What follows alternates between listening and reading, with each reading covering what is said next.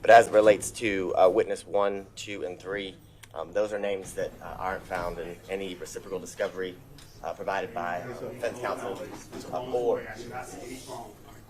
or any discovery that had been previously served by the state. Okay, who are witnesses 1, 2, and 3?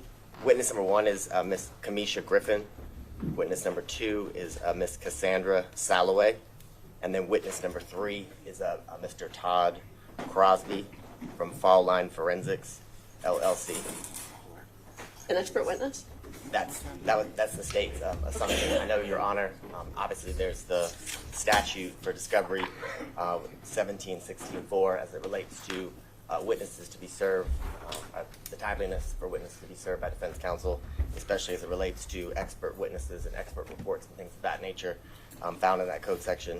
In addition, Your Honor, on May 8th of this year, Your Honor filed an order specially setting this case for trial, outlining the specifics and the requirements from each party as it relates to turning over expert witnesses and any additional motions, minus any motions in limine, which can be made at any time, either in writing or orally. So as it relates to those 3 witnesses, especially witness number 3 listed, it's not only in violation of the discovery statute, but also the court's order that was filed on the 8th day of May of 2025. So for those 3 witnesses, 1 through 3, you've never received any notice? Correct. Okay. The state's asking for them to be excluded. Okay. Well, a couple of things very briefly, Your Honor. As far as witness number 1, is that Mr. Crosby? Griffin. Number 3, I'm sorry. Oh. Crosby. He is a witness that testified at a previous hearing, and the state is fully aware of him. They have his information, his resume. They know all about him, and they've known about him for quite some time now. So there is no issue in terms of surprise. That cannot legitimately be argued when they've talked to him and they've seen him testify in this very matter before.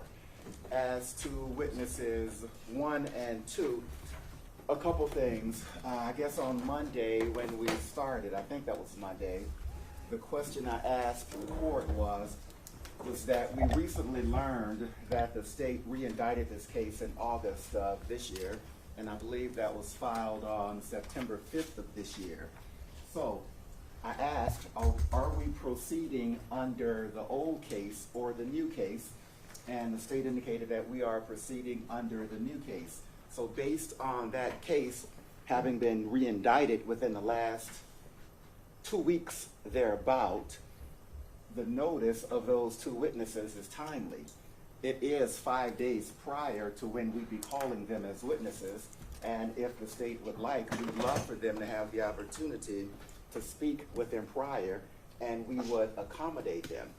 But we are here to prove this man's innocence, and we have witnesses who can do that. So the remedy would not be to exclude anybody. The remedy would be to accommodate their communication, and we'll do that as well. So we ask that none of the 3 be excluded, Your Honor. Okay, I'm going to take it under advisement, but in the meantime, make those witnesses available to the state if they wish to interview them. And is that correct? Do you want to respond? I mean, in terms of the expert witness? In terms of the expert witness, I don't know of any hearing in which he testified in. If that happened, none of the 3 of us were present at that time during the testimony of that. Okay, that's what I wanted to look up. So before I rule, I'll look at all that. When do you think he testified? He testified in the hearing, Mr. Abadi was present, and that was before Judge Schwall. And it dealt with the state having gotten rid of the piece of evidence that could have conclusively been exculpating. They got rid of the car. We had a hearing about them having gotten rid of the car, and that was before Judge Schwall. And that expert testified as to trajectory. Okay, well, we'll go looking for transcripts and see what we can find out. This is the difficulty of my being the 3rd judge in the case. I just don't know. And I was present on that day during part of that hearing, so that is not untrue that I was there, but if this witness testified, I was not present during that time. Okay, I'll see what I can find. All right, thank you, Your Honor. Okay. Do you have an update on the tech? We're good? Okay. All right, anything else we need to take up before the jury comes out? Okay. All right. So we're ready for the jury. And we would like to vote the rule, Your Honor. Okay, if there's any witnesses present, it's time to step out. Be sure not to discuss your testimony with anyone other than lawyers who are going to be questioning you. Do we have any witnesses in the courtroom as far as the state knows? The only witnesses is the, Okay. the mother who will be testifying, but. There's an exception for her. But That's may we correct. approach briefly? Your Honor? Yes, come on up.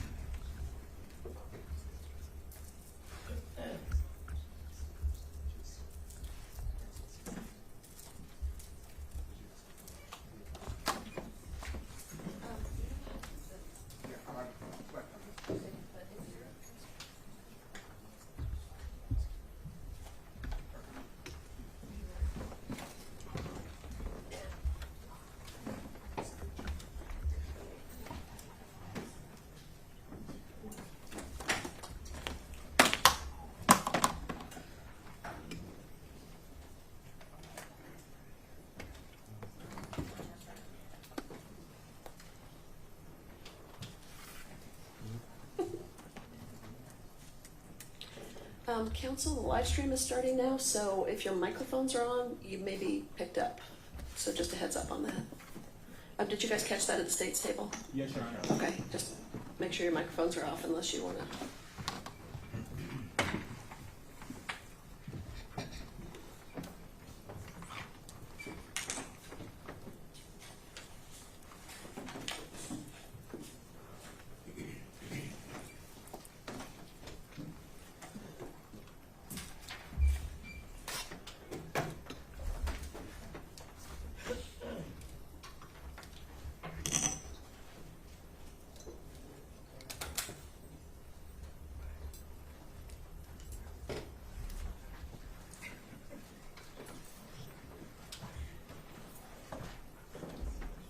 Just a general announcement for the courtroom. The media has filed Rule 22 so that they can record.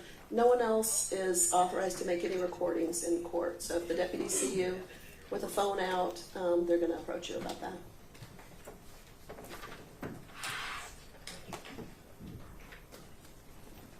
Your Honor, does the court have a position on witnesses being televised or brought or recorded, I should ask? I mean, typically the witnesses are recorded unless they're underage. I'm going to let the jury know that they won't be recorded. Did you have a request to make about that? Yeah, we have a witness who has indicated that she would not like to have cameras on her, Okay. if at all possible. During your case? Yes. Okay, well, we could, just remind me and we can take it up with the cameraman and the media and see if they're agreeable to that. All right, thank you. Okay, thank you. My experience is they typically cooperate.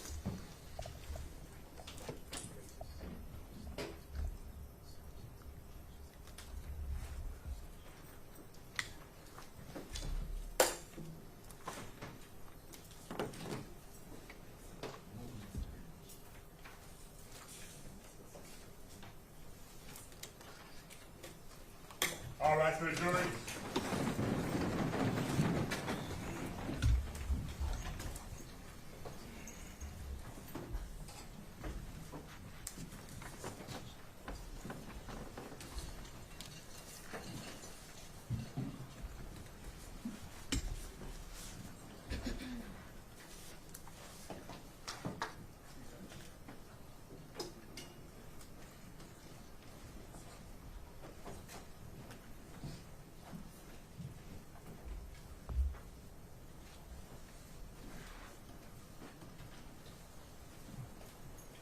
jurors are accounted for. Good morning and welcome, members of the jury. Just as I notified you previously, during jury selection, there is a camera here, but at no point will you be recorded. Okay, everybody comfortable with that? All right. In addition to that, this case is being live streamed. What you'll see is whatever's on the Zoom, you are not included in the live stream. So there are cameras on the participants in court so that people can see the evidence, and if people are interested, they are watching on a live stream, but you will not be shown on the live stream either. So neither the media nor court staff will show you. If you have any questions or concerns, just let me know. Okay. Okay, so let's start with some housekeeping. In advance, I'm sorry my computer doesn't go down lower, so I will rarely be seeing some of you. Please don't enter the courtroom again after this point unless the deputy brings you in. Please wear your juror stickers. I'm going to remind you that no one but staff may speak to you. This young lady to my right is Mahar, and she's going to be assisting during the trial as well. She's another person besides the staff I already introduced you to that you can approach. Okay, she's a student intern. If the lawyers don't speak to you in the hall, don't be offended by that. They're just not allowed to. They can greet you, and that's all. So if you have any issues, speak to a deputy or someone on my staff. Typically, we're going to start at 9:30 and we'll quit at 5. If we think that we need to have a long day, we're not going to do that without getting your permission first, because I know some of you have childcare issues. So typically, you can count on business hours or a little earlier than 5 o'clock. Okay, before we go any further, I need to give you your trial juror oath. Will you all stand and raise your right hands? Do you solemnly swear or affirm that you shall well and truly try the issue formed upon this bill of indictment between the state of Georgia and Julian Conley, who is charged with murder, 2 counts of felony murder, 5 counts of aggravated assault, criminal damage to property, 2 counts of possession of a firearm during the commission of a felony, and 8 counts of violation of Street Gang Terrorism and Prevention Act, and a true verdict to give according to the evidence. So help you God. Please say yes if you accept this oath. Yes. Thank you. You can be seated.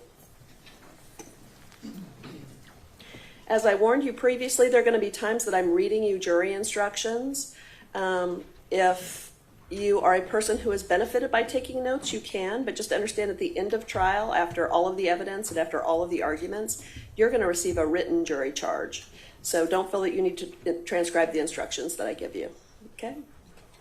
Ladies and gentlemen, you've been sworn in and paneled, and you are about to try a criminal case entitled The State of Georgia versus Julian Conley. The prosecutor read the indictment during jury selection, and you will have it during deliberations. The defendant has pled not guilty to this indictment, and he denies every charge in it. This indictment and the defendant's plea of not guilty present the issue that you have been selected and sworn to decide. The indictment is the way that the defendant is charged with committing crimes that violate the laws of Georgia.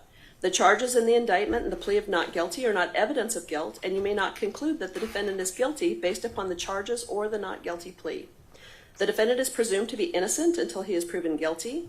The defendant begins the trial with a presumption of innocence in his favor, and this presumption stays with him until it is overcome by the state with evidence that convinces you, beyond a reasonable doubt, that the defendant is guilty of the crimes charged. You may not convict the defendant of any crime unless each element of the crime is proved beyond a reasonable doubt. The burden of proof is on the state to prove every essential element of the crimes charged in the indictment beyond a reasonable doubt. The defendant has no burden of proof at all, and the burden never shifts to the defendant to prove his innocence. However, the state is not required to prove the guilt of the defendant beyond all doubt or to a mathematical certainty. A reasonable doubt means just what it says. It is the doubt of a fair-minded, impartial juror who is honestly seeking the truth. It is the doubt based upon common sense and reason.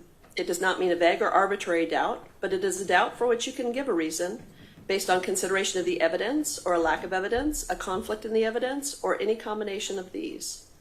My role is to determine the law that applies to this case. I will instruct you on the law that you must apply to the facts in reaching a verdict. I'm giving you some of these instructions now. I will give you more detailed instructions at the end of the trial. You must decide the facts of this case from the evidence presented and then apply the law that I give you to those facts. Evidence is how a fact is proved or disproved. Evidence can be either testimony or exhibits. Testimony is what you hear from people who take the witness stand and swear to tell the truth. However, the questions the lawyers ask the witness are not evidence. Exhibits are documents, photographs, and other physical items that are admitted during trial. I will admit evidence according to the rules of evidence. The lawyers are advocates for their clients, and they have a duty to represent their clients to the best of their ability. They must follow the rules of law, trial procedure, and evidence during the trial. They may make motions or objections if they believe that any rule is not being followed. What the lawyers say in making or responding to objections is not evidence. If the lawyers make objections and I overrule it, that means that the evidence is admitted and you may consider it. If I sustain an objection, this means the evidence is excluded from the trial and you may not consider it.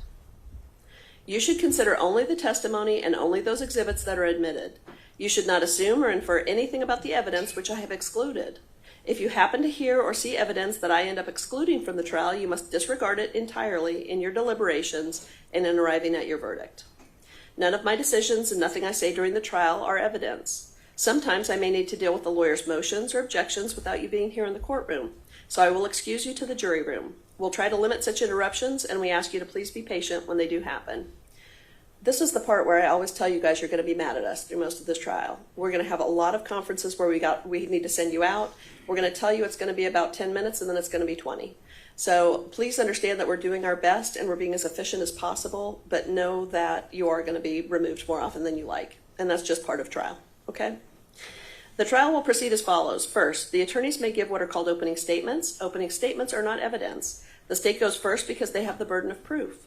Second, the evidence will be presented. Third, the attorneys may give closing arguments. They may also point out evidence they believe supports their position. What the lawyers say in closing arguments is not evidence. Fourth, I will explain to you the specific law that applies to this case. I will then ask you to go to the jury room to deliberate and reach your verdict. It's important that you pay close attention during this trial. If you cannot hear or see any evidence, or if you are suffering from any discomfort that distracts you, please inform me or the deputy, and we will do what is needed to make sure that you can hear and see the evidence and give it your undivided attention. If you need a break at any time, please raise your hand, alert the deputy, or simply just catch my eye. You must decide this case based only on the evidence admitted during the trial and the law that I will explain to you. You may not conduct any research on your own about this case or about any people or places mentioned during the trial. You may not visit places mentioned in the evidence. You may not use any outside sources such as dictionaries, Google, social media, ChatGPT to get information about this case. You may not use any outside sources to research legal terms or the law. Finally, you may not read or listen to any accounts of this trial that may appear on your computer, your phone, in print, or on the radio. So anything that's in the media while you're in this trial, you need to disregard and avoid. You may not discuss this case with anyone, including family and friends, or let anyone discuss the case with you or around you. This includes discussing or sharing information on social media. You must not discuss this case, even amongst yourselves, until the actual deliberations begin. That is, after you have heard all the evidence, arguments, and the law that applies to this case. You have pens and notepads. Please keep in mind, you may take notes. If you take notes, please do not let your note-taking distract you from paying attention. You may not share or discuss your notes with anyone until you start deliberating at the end of the case. And notes are not evidence, they're only memory aids. They are not more important than your own impression or memory of what the evidence may have been. While you may consider another juror's notes to refresh your memory, you should rely on your own memory of the proceedings. Don't be influenced by the notes of other jurors unless their notes help you in determining your own independent memory. You must leave your notes in the jury room, except when you're in the courtroom. My staff will destroy your notes at the end of deliberations. You'll get a transcript. You will not. This is important because it's not television. You will not get a transcript of witnesses' testimony, so you must remember in a way that works best for you what they said on the witness stand. This concludes my preliminary instructions, and we're now ready for the lawyers to give their opening statements. So let's have a sound check right now. Who had any trouble hearing me just now? All right, and you know what to do if you do, because it's critical that you guys hear. So if you can't hear the lawyers or you can't hear the witness, it's okay to interrupt and let us know that. All right. Is the state going to make an opening statement? Yes, Your Honor. Okay.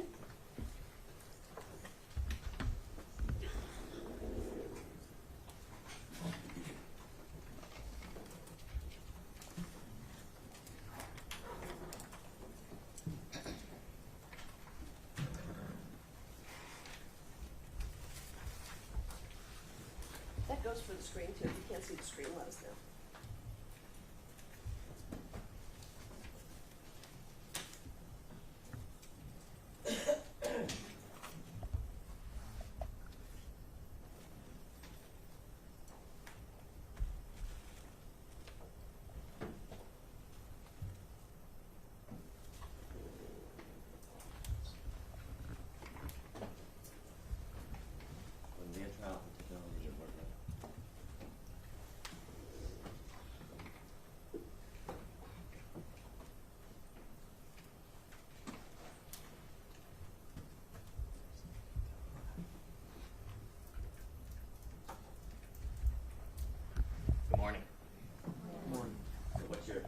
theme that you're going to see throughout this trial is that the technology in Fulton County is not stellar, it's not the best, and it's not the most high-tech equipment.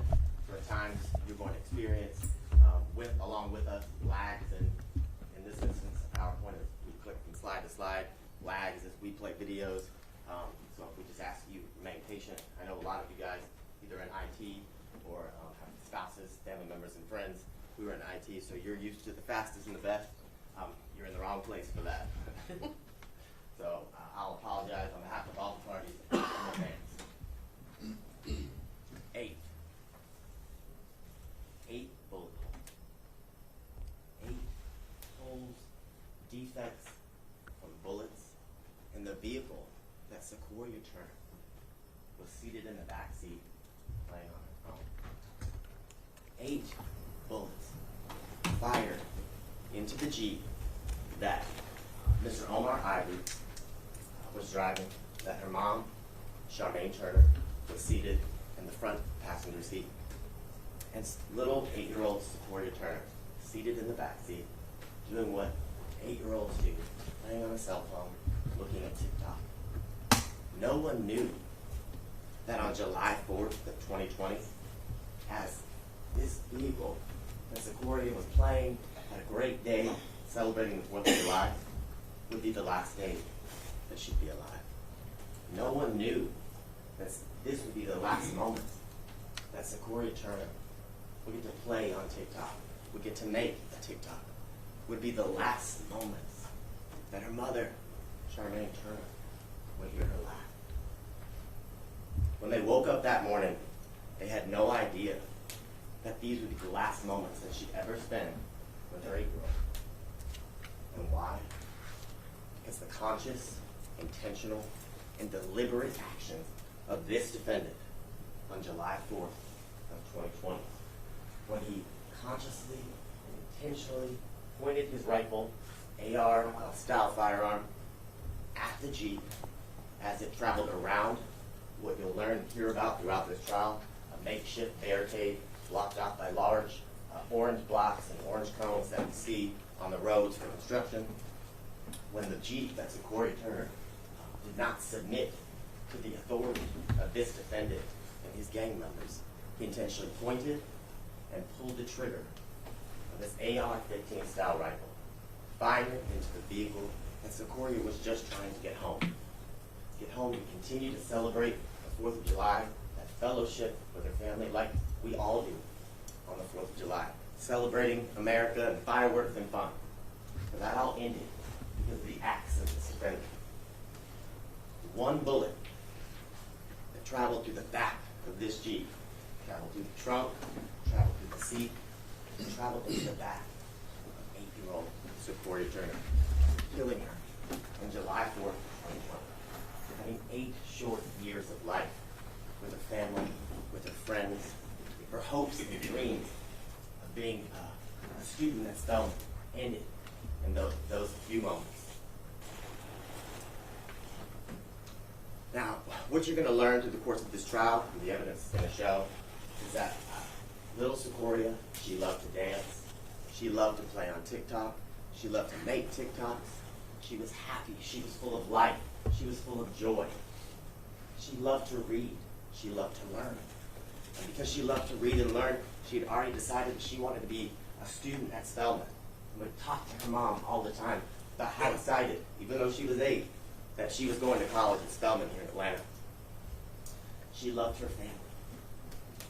And all of that came to an end because of the senseless gun violence, the senseless, deliberate actions of this defendant when he fired his rifle into the vehicle that Secoriea was traveling in. Now, I want to talk to you, and we covered some of this yesterday and the day before on Monday, about the summer of 2020 and what was going on not only throughout the country, but specifically here in Atlanta.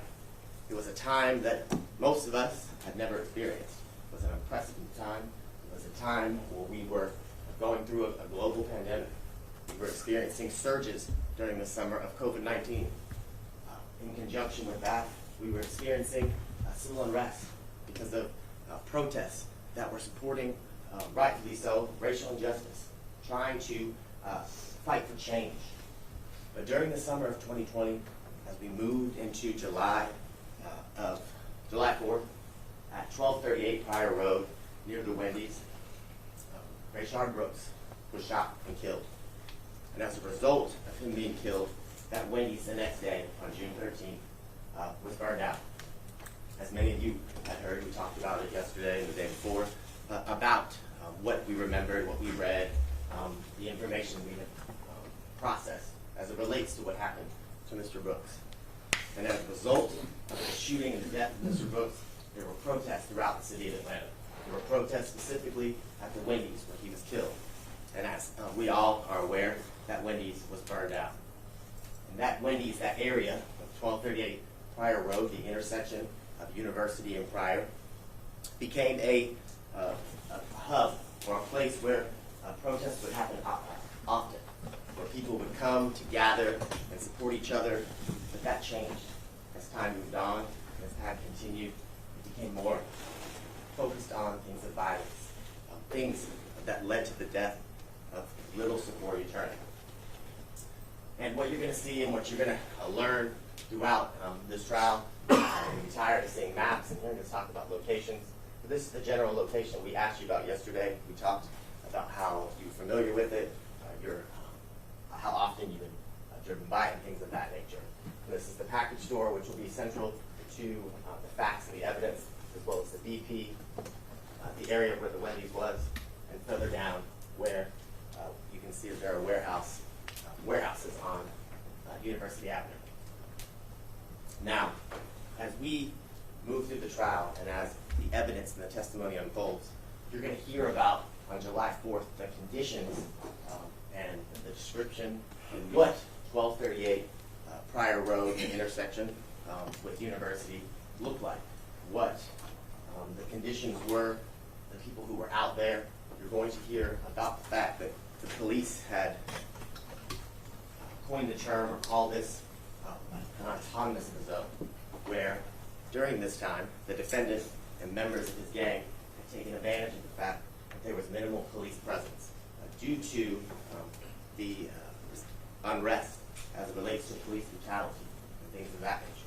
And what you're going to learn, what we talked about, is that they set up a barricade, a checkpoint, an armed checkpoint in this community and your community, making it to where they controlled everything. They controlled the authority of who could come and go and pass based on the blockades and the barricades that they had set up.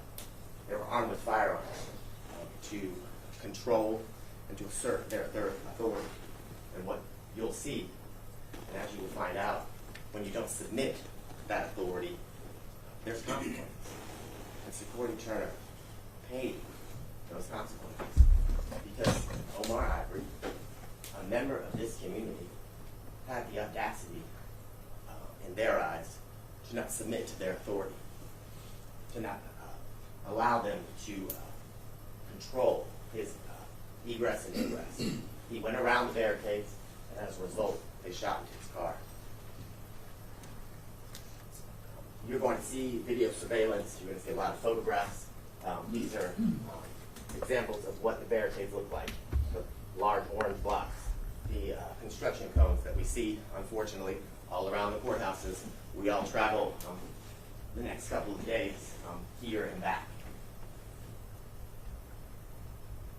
Now, you're going to hear from a lot of witnesses who are going to be able to describe the conditions of July 4th, 2020.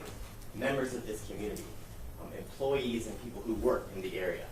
You're going to hear from Gerald Kembor, who is a individual, a male who'd been a MARTA bus driver at this time.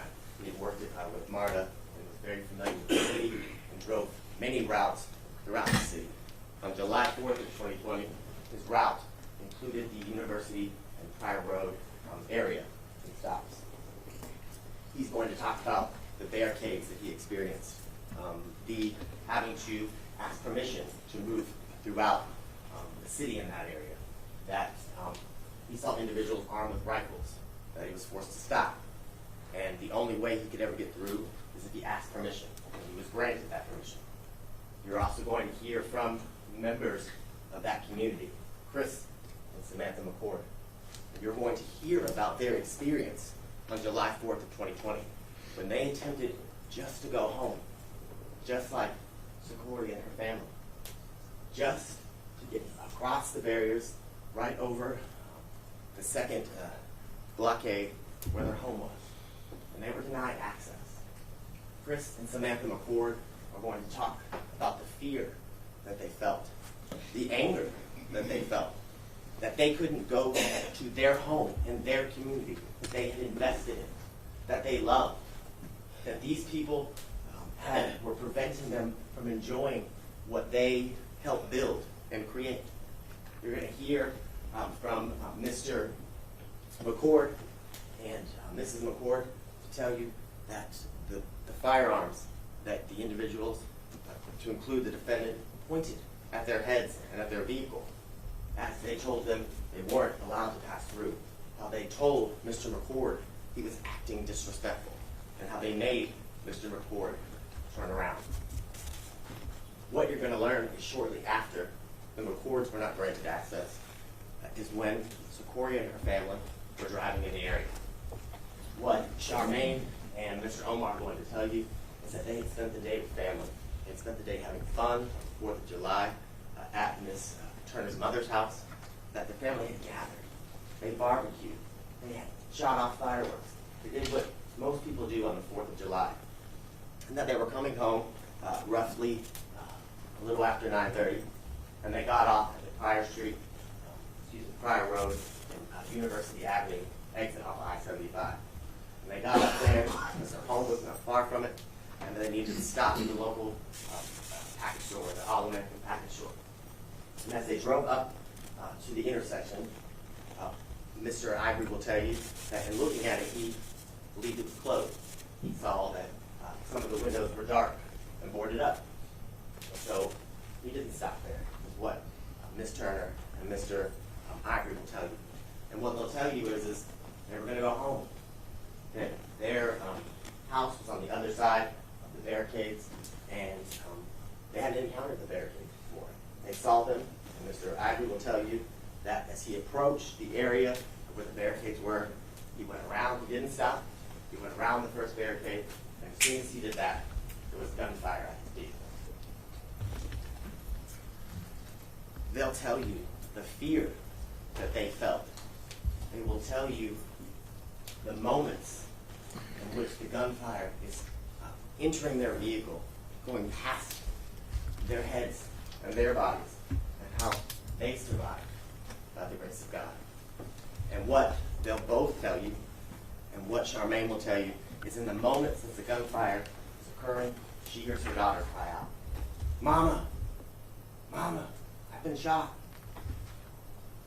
She hears her 8-year-old little girl sitting in the back seat on their way home scream her name for the very last time.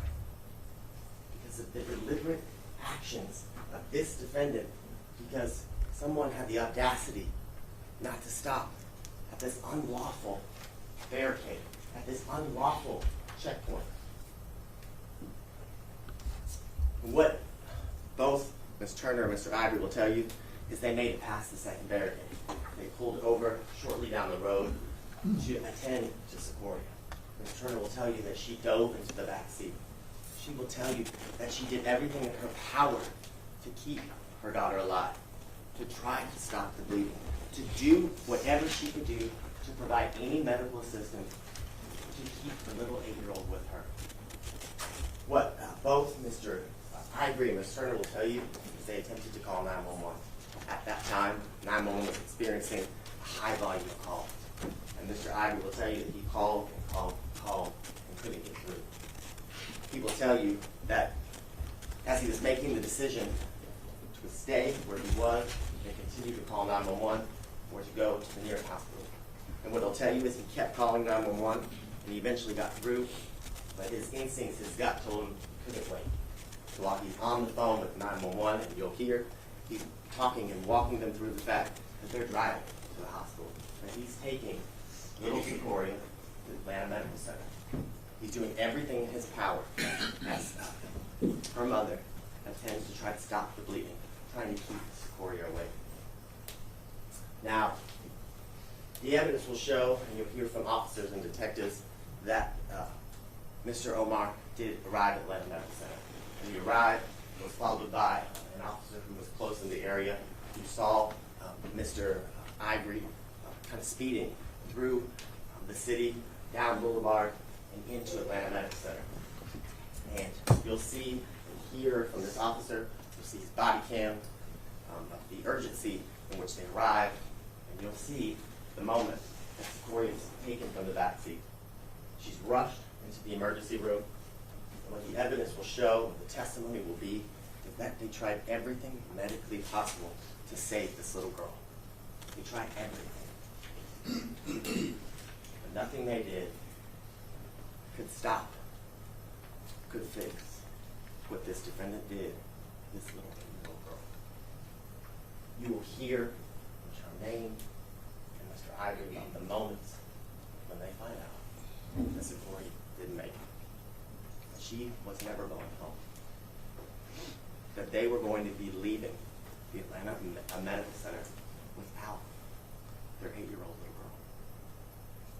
And Ms. Turner will tell you how awful that moment was, how it changed her life and her family's life forever, how nothing has ever been the same since Secoriea's death. You will hear from additional officers who responded to the Atlanta Medical Center because of the call of little Secoriea arriving with a gunshot wound to the back.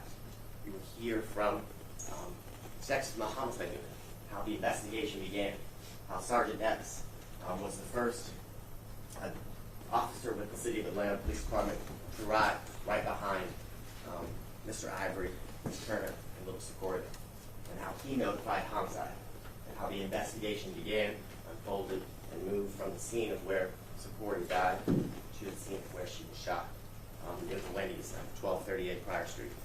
And what the evidence and testimony will show, and what will be admitted into evidence, as I said, 911 call, both from Mr. Ivory as well as from Mr. McCord and his wife. You will hear about statements witnesses made on the scene, and they'll testify in court about it. You will hear about the defendant's distinctive clothing, a very important piece of evidence as to how the detectives with the City of Atlanta Homicide Unit are able to track and identify this defendant. You will hear about the defendant's actions after the shooting. And you will hear about statements this defendant made with his counsel during a press conference shortly after Secoriea was murdered. Now, the timeline of events will be set up by the 911 call. That's where the chronology starts as it relates to the investigation, and Detective Julian Shepard, who was assigned as the lead detective in the homicide unit. And he will tell you he was able to locate the call at approximately at 9:45 p.m. from Mr. McCord, referencing how he'd been held at gunpoint, how guns had been pointed at him and his wife's head at their vehicle. You will hear about the 911 call through Detective Shepard that he was able to locate that Omar made. And like I said, you hear about the hardest decision Mr. Ivory had to make in determining whether he should remain and continue to try to get a hold of 911 or attempt to get the quickest medical care by driving Secoriea to the City of Atlanta, Atlanta Medical Center. You will also hear, again, from Sergeant Epps, who will talk about how he saw the Jeep speeding, how he could tell, based on the way that the car was driving and his training and experience, that this car was trying to get medical help as fast as possible.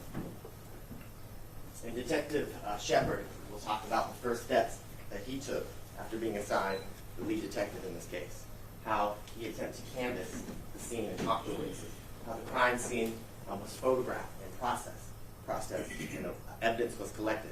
He will tell you, along with several crime scene vets that responded, about the area, and when they arrived, they had to move quickly through the scene because it wasn't safe.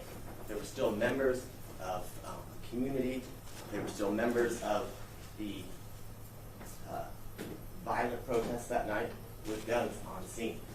So as they are focusing on processing the scene, they're also focused on their safety and making sure that they can do their job in the safest way possible for everybody still remaining out there. And Detective Shepard's going to tell you about the difficulty he had in canvassing and speaking to witnesses, the unwillingness of people to provide information, and how that affected his investigation, and how he had to move through his investigation in different ways and look for evidence in ways that he typically has not done in the past. He will tell you about his interview with Miss Charmaine Turner that we talked about. He will tell you about his interview with Mr. Ivory. He will talk to you about his interactions with Mr. McCord and his experience that night on July 4th. He will also talk to you about the members of his team in the City of Atlanta Homicide Unit and how they assisted, and how members of Homeland Security, specifically you'll hear from Investigator T, how he assisted in the process, how he utilized all different units throughout the City of Atlanta Police Department in order to get justice for little 8-year-old Secoriea Turner. He started because of the resistance that he was receiving that night as it relates to witnesses speaking, as to finding people willing to make statements. He did a Be on the Lookout, a flyer that was distributed through the media, through news outlets, on social media, asking for anyone to come forward to assist in any information as it relates to the death of Secoriea Turner. He will tell you that he continued to receive information. He will tell you he continued to canvass the area for any video surveillance that could have captured anything that happened during the moments of Secoria's death. And what he'll tell you is that an assisting investigator with Homeland Security, Investigator Jason T, was able to recover and extract several hours of footage from the surrounding businesses through just doing knock and talks, asking for help as it relates to the owners of the All American Package Store, the owners of the BP gas station, and a warehouse that was just past the area of the second half of the barricade, just past the area where Omar Ivory had pulled off to the side as everyone tried to save Secoriea. And what you will see and what you will hear about is the angles and the footage that was able to be recovered. And I know we're all used to CSI and all the other different crime scene shows that are on TV with our 4K and clear as ever video surveillance, rings that seem to capture, ring cameras that seem to capture everything, even if there isn't movement, even though they're supposed to be motion activated. But you will learn, ladies and gentlemen, that's TV. That the camera footage that we were able to locate as it relates to the moments before, during, and after Secoria's death is not 4K. It doesn't capture every angle on the scene. It doesn't capture outside of certain areas where the cameras don't reach. What you're going to notice is that the cameras are not as clear as it shows on Criminal Minds, capturing every angle and aspect of someone's face, clothing, and things of that nature. What Detective Shepard will tell you is that after Detective T was able to locate the video surveillance from the 3 businesses, he then watched hours of footage, having to piece and connect the footage together so he could get a full 360, 180 view of certain angles so he could get justice for Secoriea. This is the view he was able to get from the BP gas station, and just on the left of the screen, it's just outside of this camera, would be the warehouse where he was able to pull video surveillance that's pointed in the direction of the BP. That's what we're seeing here.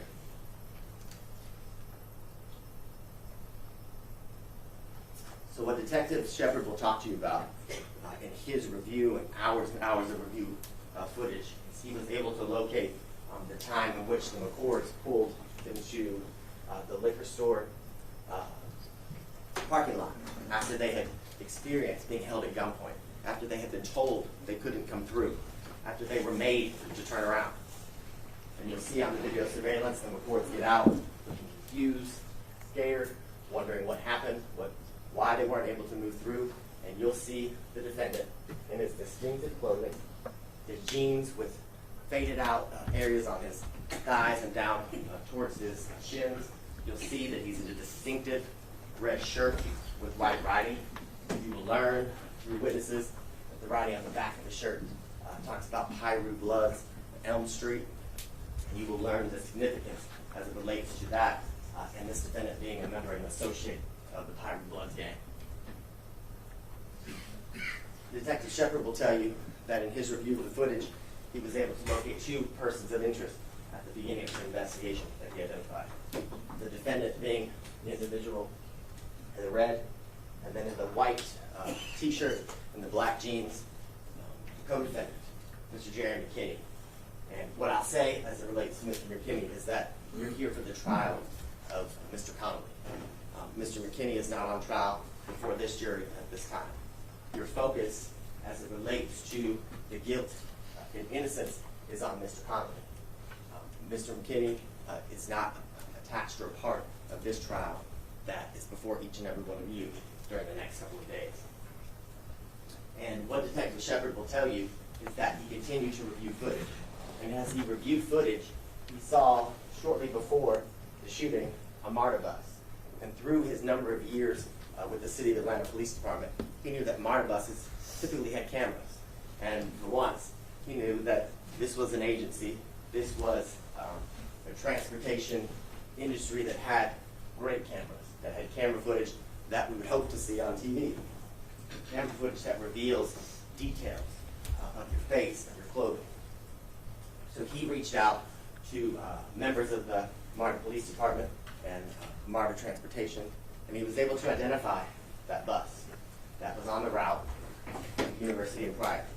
He was able to identify the driver. He was able to get the camera footage. And from his review and receiving of the camera footage, he was able to get the photographs of Mr. McKinney. He was able to use the video footage to take screenshots of the details of Mr. McKinney, of Mr. Conley. His red shirt, his rifle, his black bag that he had over his body. He then put that in a BOLO, or Crime Stoppers Tips flyer, in which he again released throughout the city, through the media, through canvassing, going from person to person, house to house, asking if they recognized the person in the flyer.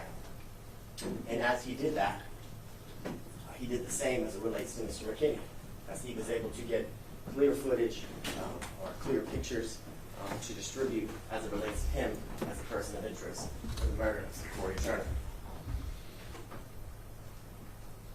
What you will learn and what you will hear and see is that as a result of these flyers, as a result of the media blast of the BOLO related to this defendant, Julian Conley, he came forward on July 13th of 2020.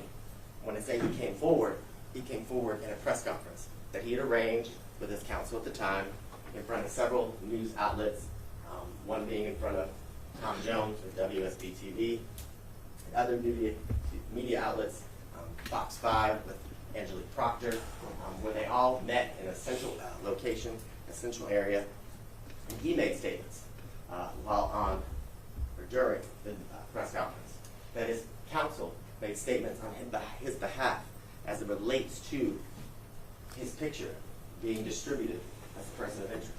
How he admitted that the person in the red shirt with the white writing, with the AR-style rifle hanging from his body, and that black bag was him. That picture was of him. That he was on the scene at the time Secoriea Turner was killed. You will see distinct differences just a few days later in Mr. Conley's appearance. You will see that he's changed his appearance. He's cut his hair.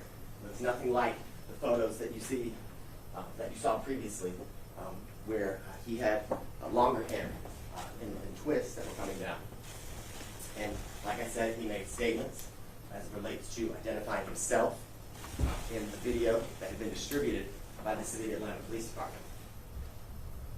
And what Detective Shepard will tell you, again, the distinct difference in his appearance on July 4th and July 13th during the press conference. And as Detective Shepard saw, like all of us, we happened to be watching the news, watched it live, learned information, and took that information and added it to his investigation. Added it to the hours and hours of video footage that he had watched. Because he now identified the individual that he saw shooting at the vehicle in the red shirt with the white writing and the large rifle as Mr. Ivory passed through and around the barricade.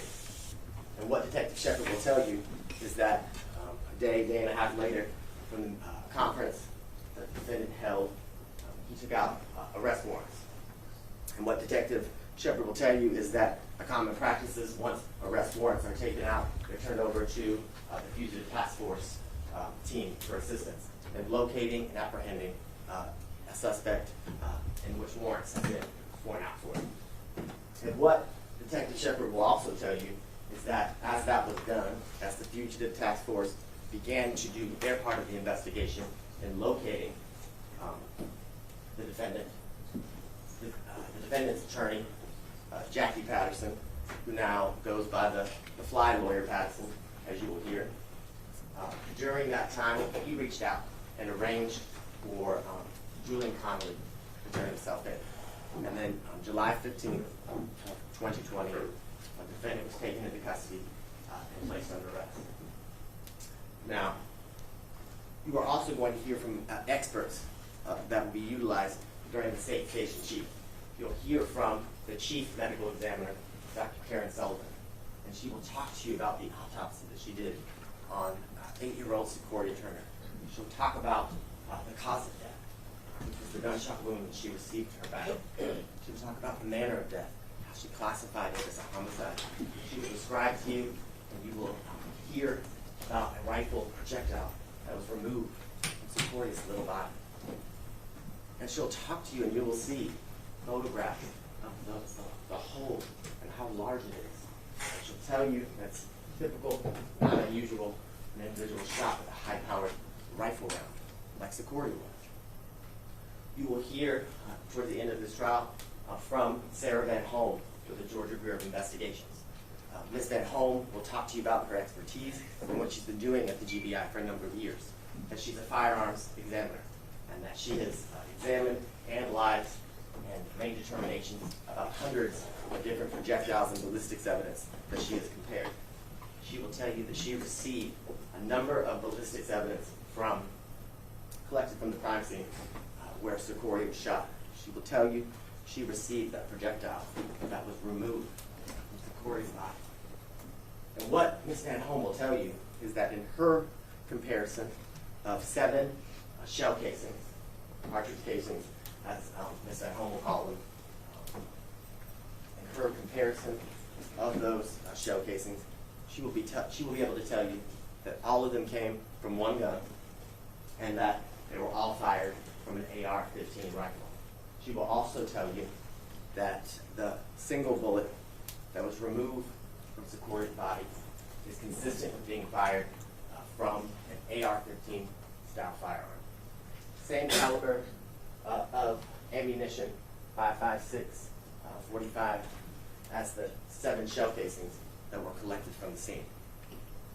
You will also hear from another member of the GBI back in 2020, Jared Coleman. You will hear about his qualifications. You will hear about his experience and his training in gangs throughout the country, throughout the state of Georgia, and the number of years that he has worked and documented different gang members, identified different signs, and things of that nature. And he will tell you about how he's able to make this determination about the gang evidence that he reviewed, about how the gang element is connected to and part of the cause of Secoria's murder. He will tell you about what we talked about here today, that members of the Pyru Blood gang seized control of the intersection of University and Pryor.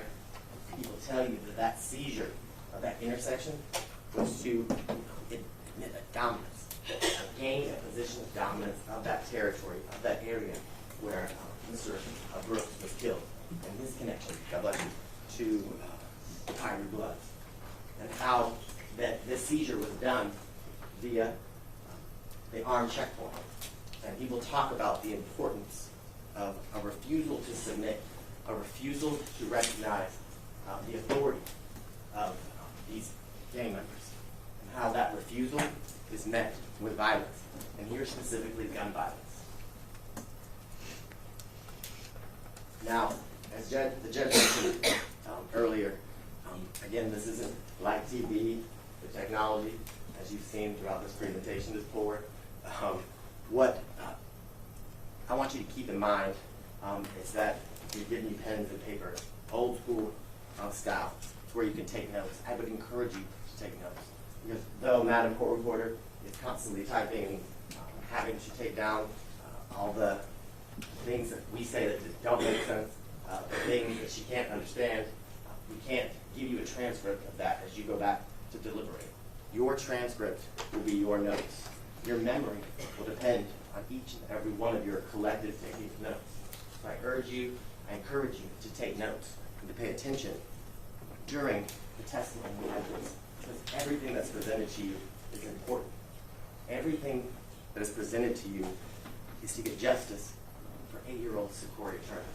And what I want you to remember is that 8-year-old Secoriea, her family, the McCords, Mr. Camber, other witnesses who will testify throughout this trial, they're not on trial. He is. He's on trial for his actions on July 4th of 2020. And what the evidence will show, ladies and gentlemen, there was no excuse, there's no mitigation, and there's absolutely no justification for what this defendant and the members of his gang did to little 8-year-old Secoriea on July 4th, 2020. Their actions show nothing more than the fact that they have no regard at all for human life. No regard for a precious little 8-year-old Secoriea Turner who was just trying to get home. The only thing that the evidence will show as it relates to this defendant and what he wanted and what he was concerned about was escaping the responsibility for his actions, to not being held accountable for the things that he, ladies and gentlemen, is responsible for from July 4th of 2020. And that's your job, ladies and gentlemen. Your job is to listen to the testimony and evidence. And at the end of this trial, hold this defendant accountable. Hold him responsible for the things he did on July 4th of 2020.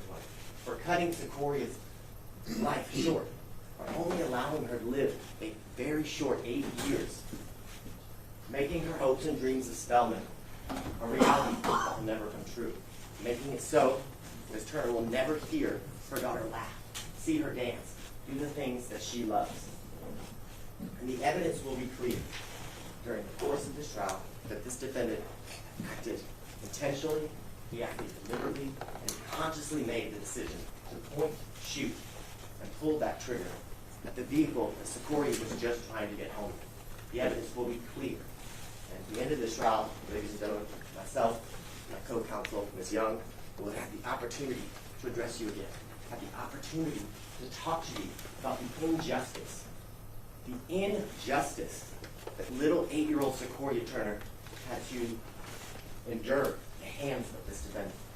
And we will have the absolute privilege to stand before you and ask that you return the only verdict that speaks the truth, and that this defendant is guilty of each and every charge in this indictment that you've heard about during the beginning of 1 year. We ask that you hold Julian Conley accountable for his deliberate acts that caused the death of Secoriea Turner, and find him guilty on all counts. Thank you. Do you all need this touch before you hear the other side's argument? Fine. Okay. All right, who will be making the opening statement for the defense? I will, Your Honor. Okay, thank you. Go right ahead, Mr. Regas. 9 days. The investigation into that precious girl's life lasted 9 days. July 4th of 2020, her precious life was taken. And on July 13th, Officer Shepard said he was sure he had his person. He said he was 99.99% sure. 9 days later. And when you rush to justice by rushing to Julian, you inevitably land somewhere far different. And when you rush to justice by rushing to Julian, sometimes you just find yourself sitting in a seat charged with a crime you did not commit. And make no mistake about it, the evidence will prove that he did not commit this crime.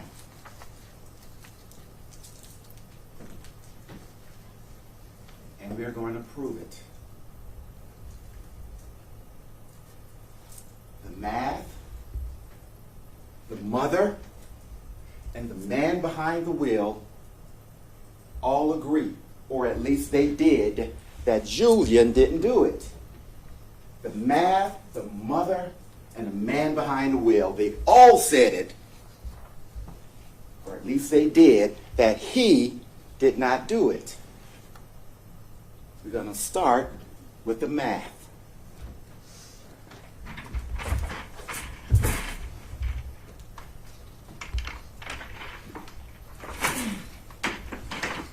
The state is saying that Julian pulled the trigger that killed that precious girl. They're going to say that she sat in the back seat in the middle of that car as it drove through the barricade. They are going to say that Julian was standing by the driver's side door as the car drove by. They are going to say that he fired into that car. And you are going to see video, and they are going to point to a person they are going to say was Julian. Well, what the math will say is that if Julian is the person they say he is, he didn't cause that girl's death.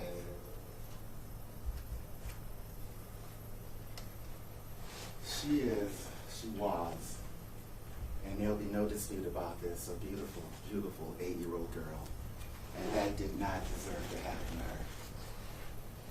But more than one thing can be true at the same time. What happened to her as she sat in that car seat should not have happened. And what is happening to him as he sits in that seat should not be happening. What the math will tell you is that if that person is him,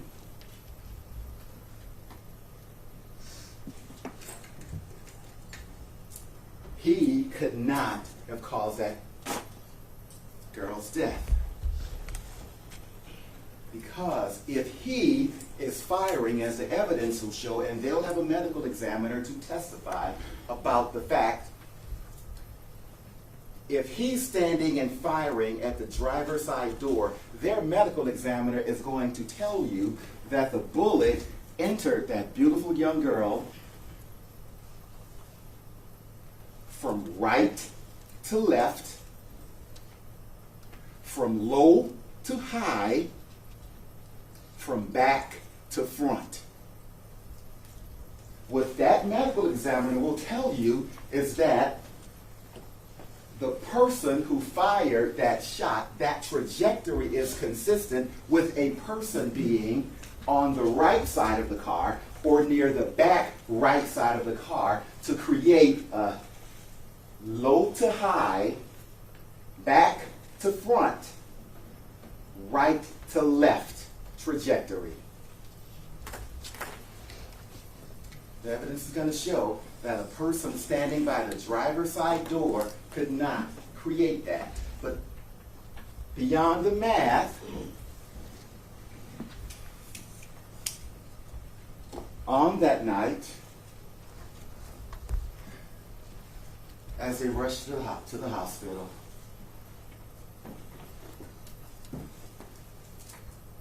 and that beautiful girl's mother was in that hospital, and she was talking to officers. She told those officers, "Help me, help me, help me." They said, "How can we help you?" She said, "I saw the person who killed my baby. He was wearing black mask, black vest, dressed like y'all, all black with a long gun." Later, as she was in the hospital, she told officers again, "I saw the person who killed my girl. He was wearing black mask, black vest, dressed like y'all, carrying a long gun." You are going to see pictures of a person wearing all black, carrying a long gun, kneeling and firing upward. You are going to see that picture.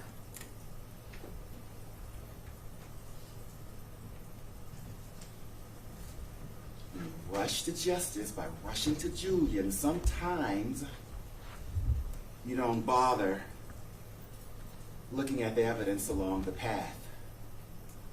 Because, as the evidence will show, the mother, and even the man behind the wheel say they didn't do it, or at least they did. In addition, they talked to that young woman the next day, the next couple of days at her home, and she repeated it. She repeated it. She repeated it. "I saw the man, black, dressed like y'all, bounty hunter, black vest, long gun." That's what she said the night of. She said the day after. She said the day after. And so did the man behind the wheel. They talked to him. And he said, "I saw the people who fired into that car. They were wearing black. They were dressed like bounty hunters. And they had long guns." That is what he told them. That is what he told them.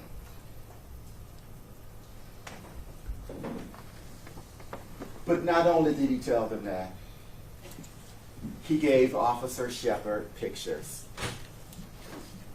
He gave Officer Shepard a picture of people in some crew. And he said, "These are the two people." He talked about one guy being darker with a beard and another guy being short with dreadlocks. Those are the two people who shot into that car. Dressed in black, dressed like bounty hunters. He said the same thing that young woman said. But when you rush to justice, now rushing to Julian, you ignore. You ignore evidence along the way.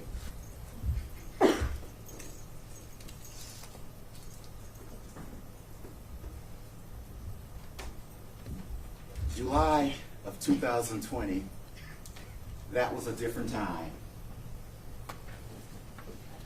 People were home. That was in the height of COVID. And as the state indicated, that was what the police called an autonomous zone. And what the evidence will show, that will be a very generous description, for they just gave it up and said, "Y'all good over there." They provided no protection. They provided no security. They provided no peace. They allowed that area to police itself. They call it an autonomous zone, but again, that's very generous. They abandoned their responsibility. They abandoned their duty. It was July 4th. It was Independence Day, as the state said. But the evidence will show it was more than Independence Day. The evidence will show it was almost Independence Month. They were independent of law enforcement.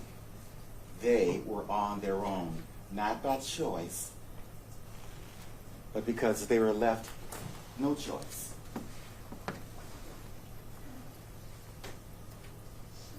That came at a time you had George Floyd in Minnesota, and witnesses will talk about this. You had George Floyd in Minnesota. You had Ahmaud Arbery down in Brunswick. And you had Rayshard Brooks right there at Wendy's in June. And when that happened, when all those things happened,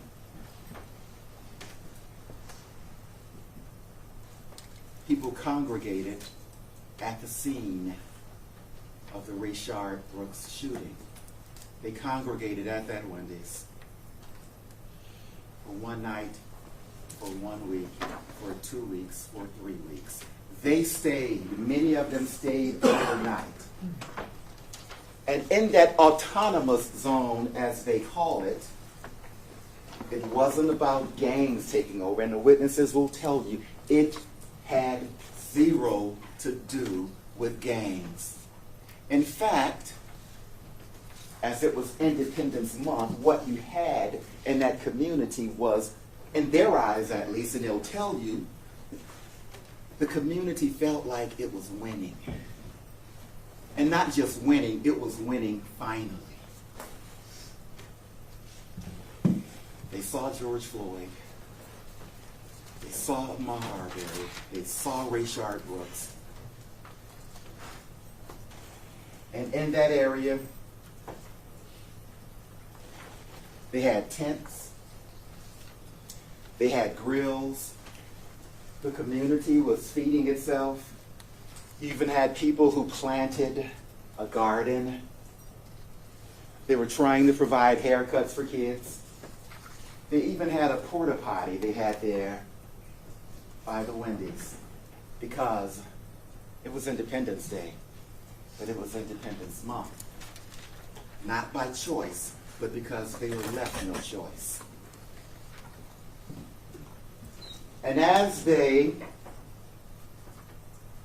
took care of themselves and stayed there and tried to, as they'll say, have their voices heard for once, be seen, be seen. They started hearing the rumblings. They started hearing the rumors of outsiders coming in, of the Klan coming in, various other things, the rumors that they'll tell you they heard.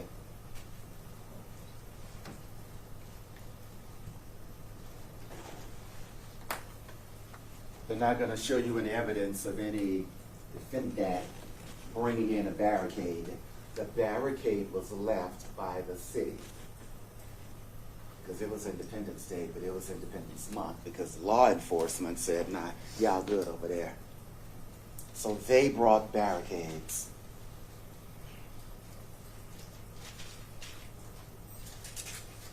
And as the witnesses will tell you, under the influence of all of what was happening in June of 2020 of the George Floyd and Ahmaud Arbery and the Rayshard Brooks, also they were cognizant, they knew of, they were aware of, and they were frightened about Heather Heyer, a woman protesting in West Virginia, Charlottesville, Virginia, where a car rammed the protesters. Because on this scene, on this night, as it had been the case for previous month almost, you had kids playing in the street.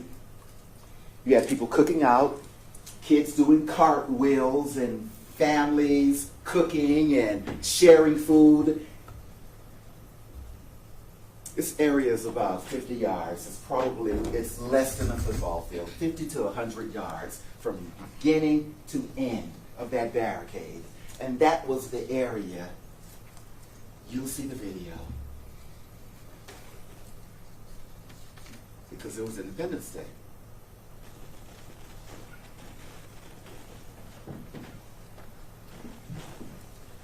That was the area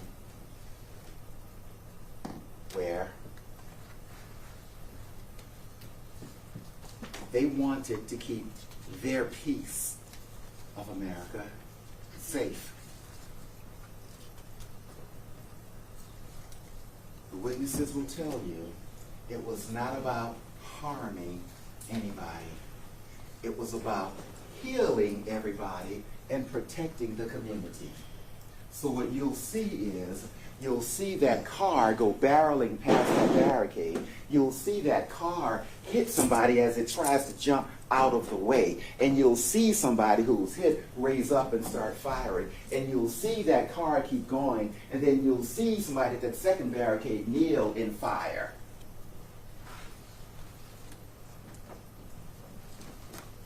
All they wanted to do was keep that area safe.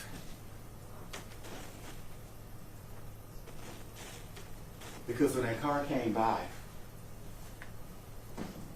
nobody at that barricade knew who was in it. They didn't know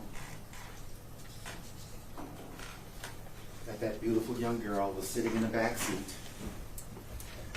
All they knew, and they'll tell you, was that car come barreling past. And they knew there were kids in the street and people in the street in the community. They had to keep safe because it was Independence Day.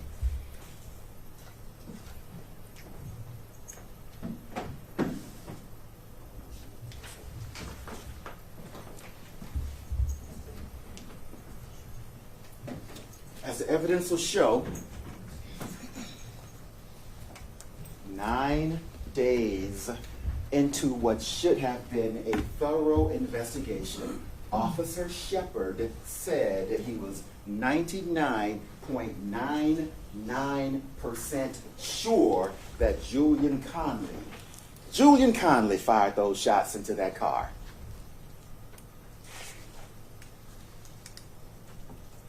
But you will see, as you've heard, that Julian Conley had on what they have called, and what the evidence will show, and what the picture will show, a distinctive red shirt. Julian Conley had on a distinctive red shirt.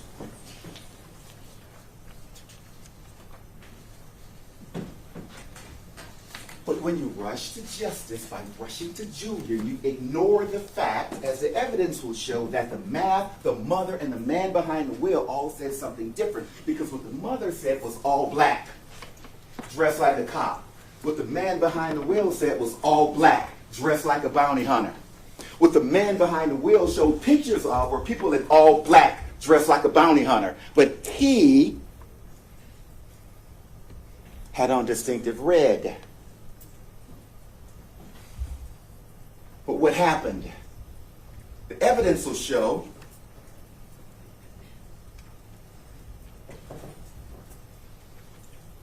that they got his picture. They got his picture when he went to that MARTA bus. Didn't threaten anybody, but they got his picture right there on the camera provided by the MARTA bus. In his red distinctive shirt, not black. And the evidence will show they put that picture on TV. And the evidence will show that when they put that picture on the TV, that man said, I want to go clear my name. And he called a lawyer. I am not responsible for him calling himself the fly lawyer, but he called a lawyer. He wasn't the fly lawyer. He called a lawyer who was a friend of his mom. he called a lawyer that he knew was in law enforcement with his mom when they worked at Clark University Police. So that was the person they called, Jackie Patterson. Jackie, can you help my son? And that man, to clear his name, I'm wearing red because at this point the evidence will show flyers had already gone out. Black, dressed like a bounty hunter, but he saw his picture on the screen and said, let me go turn myself in. Let me clear my name.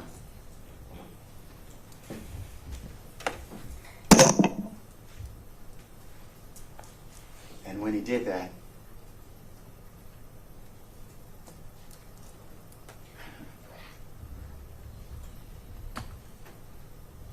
he rushed to justice by rushing to Julian. He disregarded a lot of facts along the way. He turned himself in, thinking he would clear his name.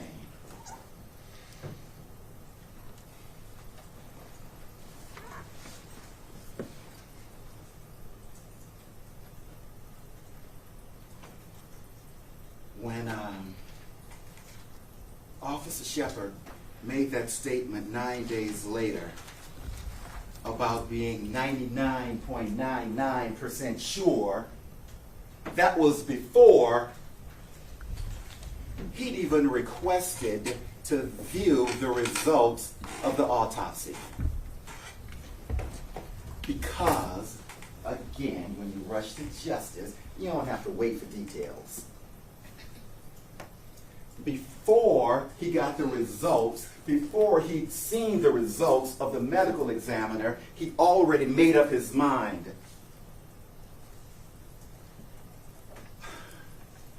I'm so happy you're here. At some point, the state is going to tell you that you get to use your common sense and don't check it at the door. I'm so glad you're here. Because the common sense will tell you that when you are 99.9% sure, what you're looking for after that.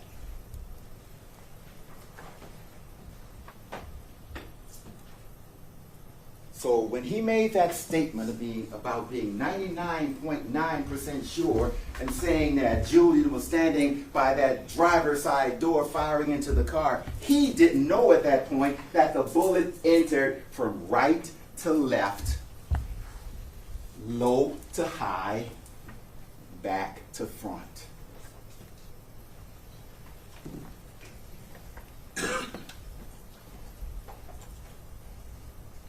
They get to the hospital that night. It's about 10 o'clock or so, Atlanta Medical Center. And while that mother is in the hospital with their daughter, the man behind the wheel is outside in the parking lot.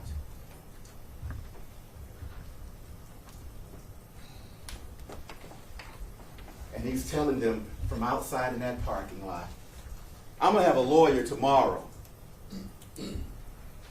His exact words were something along the lines of, I'm going to have a top flight lawyer tomorrow, zero money down. We're talking hours from the time that beautiful girl was shot.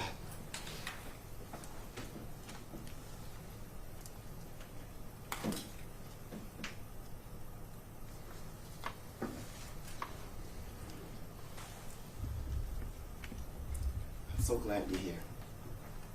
So glad you're here. Because although, as the evidence will show, that I guess they call him Detective Shepard, concluded his investigation in 9 days, it's not over. It is not over. Because he doesn't get the last word. He doesn't get to say that you're 99.9% sure. You will get to examine all the evidence. You get to hear all of the witnesses.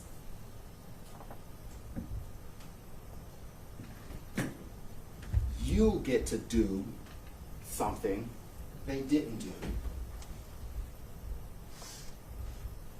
You rush to justice by rushing to Julian.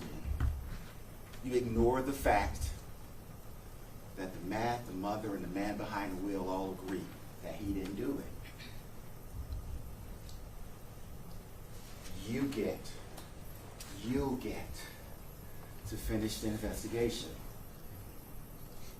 You'll get to find him not guilty of all those charges, and I thank you for your attention.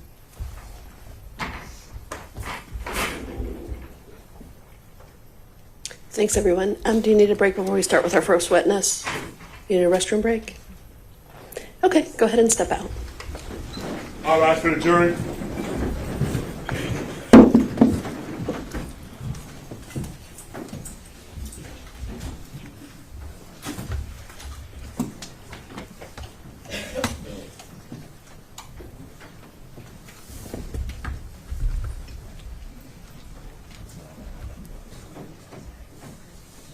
Can I see the attorneys at the bench for just a sec?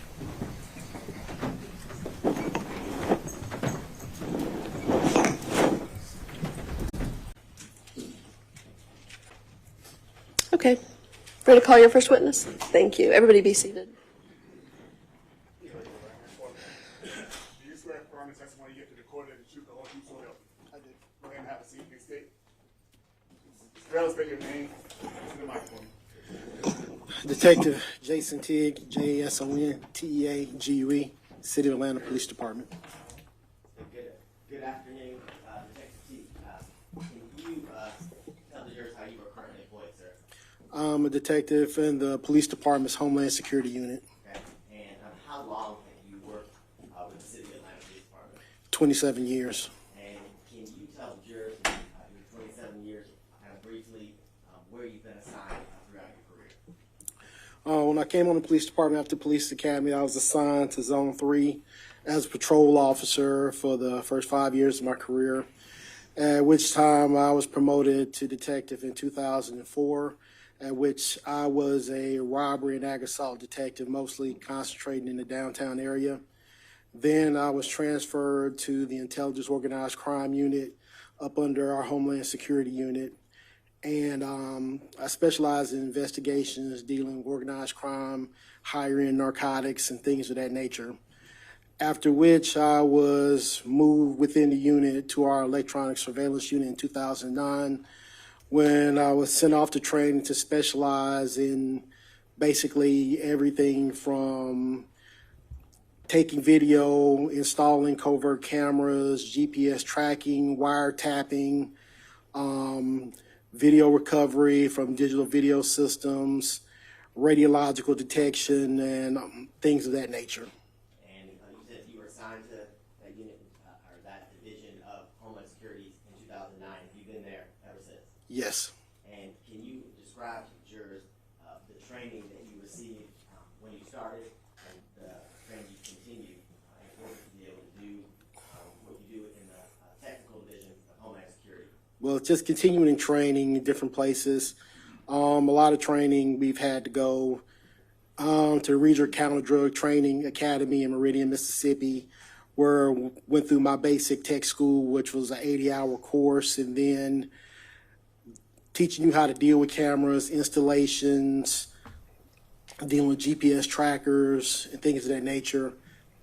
Then there was another week class right after that, teaching you how to install in vehicles, semantics of dealing with sound capturing video in vehicles and things of that nature. Then specifically for video recovery training class, Federal Law Enforcement Training Center in Glencoe, Georgia, where the state, local, and federal police officers train in technical issues dealing with video recovery, and basically just getting that more extensive training at Ocean Systems up in Silver Springs, Maryland, dealing with video and video recovery. Okay. I'll be here for a long time if I go into every aspect. Let me focus in. You've talked about your training as it relates to video recovery. Is that training something that you have you received, as you talked about, And is that training you continue to receive because of the changing technology? Yes. And in what you do with Homeland Security in the technical unit, can you explain to the jurors, are you requested to assist on many different cases with the City of Atlanta Police Department? Yes, whenever crimes occur and there are people who have digital video recording systems, and people generally don't know how to export the video so we can put in evidence. Me and 3 of my co-workers were called out to the scene to recover the video. The investigators who will lead on the case tell us the time frame of video that is needed, and we pull the video for them, make sure the video plays, and turn it over to the detectives so they can watch and study their evidence. And the video recording systems that you encounter when you're assisting the many different detectives within the police department are, in your experience, all the video equipment that you encounter, is it the same, is it different? No, there are many different kinds. Basically, the main thing that's focused on in the training, you have to learn the methodology of how to get the video. You go into some systems, they have different terminology in them, like you have to pick the video, some of them you have to click export, some of them you have to click backup, some you have to click download. You have to know how to get to the time frame needed and things of that nature, and that's pretty much the main part of the training. We had down in Flexi, there's a whole lab of just many different video systems, and during that week of training, even though it was a 40-hour course, we were in there 9 and 10 hours a day, just in those labs, just going through different video systems and just exporting the video so it can be given over as evidence and presented. So it's, like I said, it's just you have to get trained on the methodology. And as part of your training in the methodology, is there ever a time, because of the different types of video equipment that you encounter, that the equipment actually has to be taken from the location and you export what you've talked about that way? Through an Yes. extraction? Okay. Now, let's talk about the fact that, I'm going to bring this up here just in case you Appreciate it. largest bottle of water. Thank you. Now, let's talk about, as it relates to the different systems that you encounter, do all of them keep time or the timestamps that are associated with the video surveillance footage you're able to extract or take off the system? Is that all on one central time network, or is it different? It depends on the system. Some systems are network video systems that are pretty much tied in with the internet and run like computers. So generally those time frames stay the same. Standalone digital video recorders, just the best description I have, kind of look like old school VCRs, but just all digital with a hard drive in them. Those things are, you have to go in and manually change the time. So time gets off on those things generally depending on how long the system's been there. Things like power outages, daylight savings times, and things like that you have to account for. And most of the time, most people, once they put it in, they leave it alone. If they don't have incidents to go on, it's just there. So the time over time gets off a little bit, but the video recordings stay consistent. So when we go into there, we have to look at the date and time offset and account for that when we're pulling the video.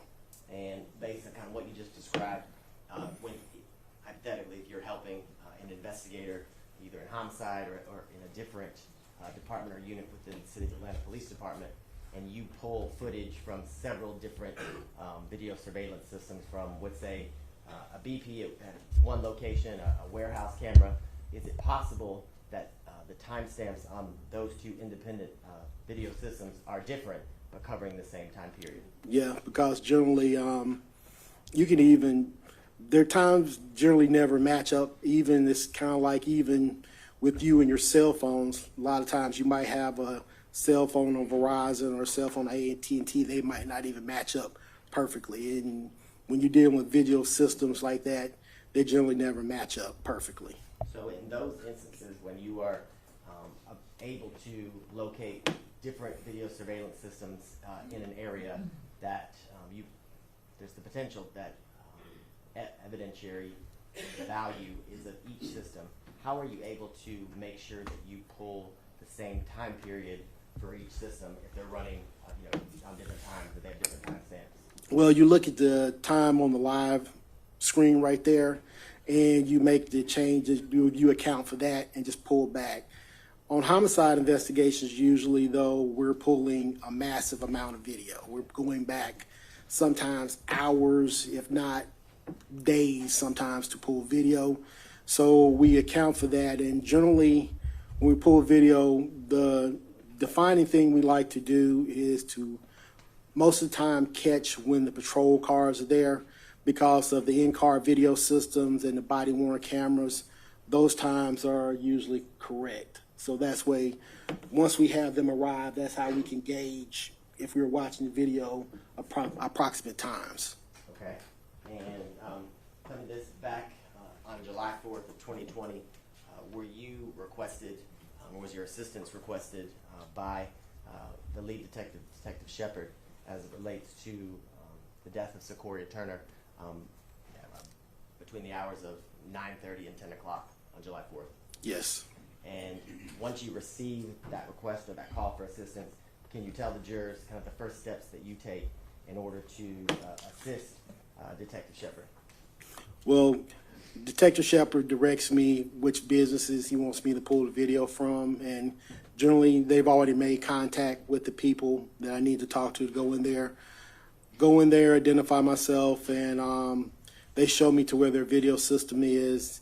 If there's a password or not, they give me the password, go into the system, designate, see what time the system shows, and starts pulling the amount of video that Detective Shepard has asked for. Okay, and the area, the general area that you were requested to come to and provide assistance, was that kind of near the intersection of University and Pryor?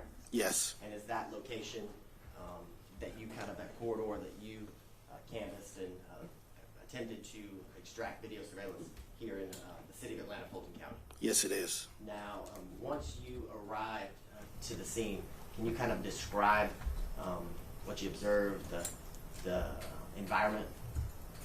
Well, there had been ongoing protests out there for a bit, and the area had,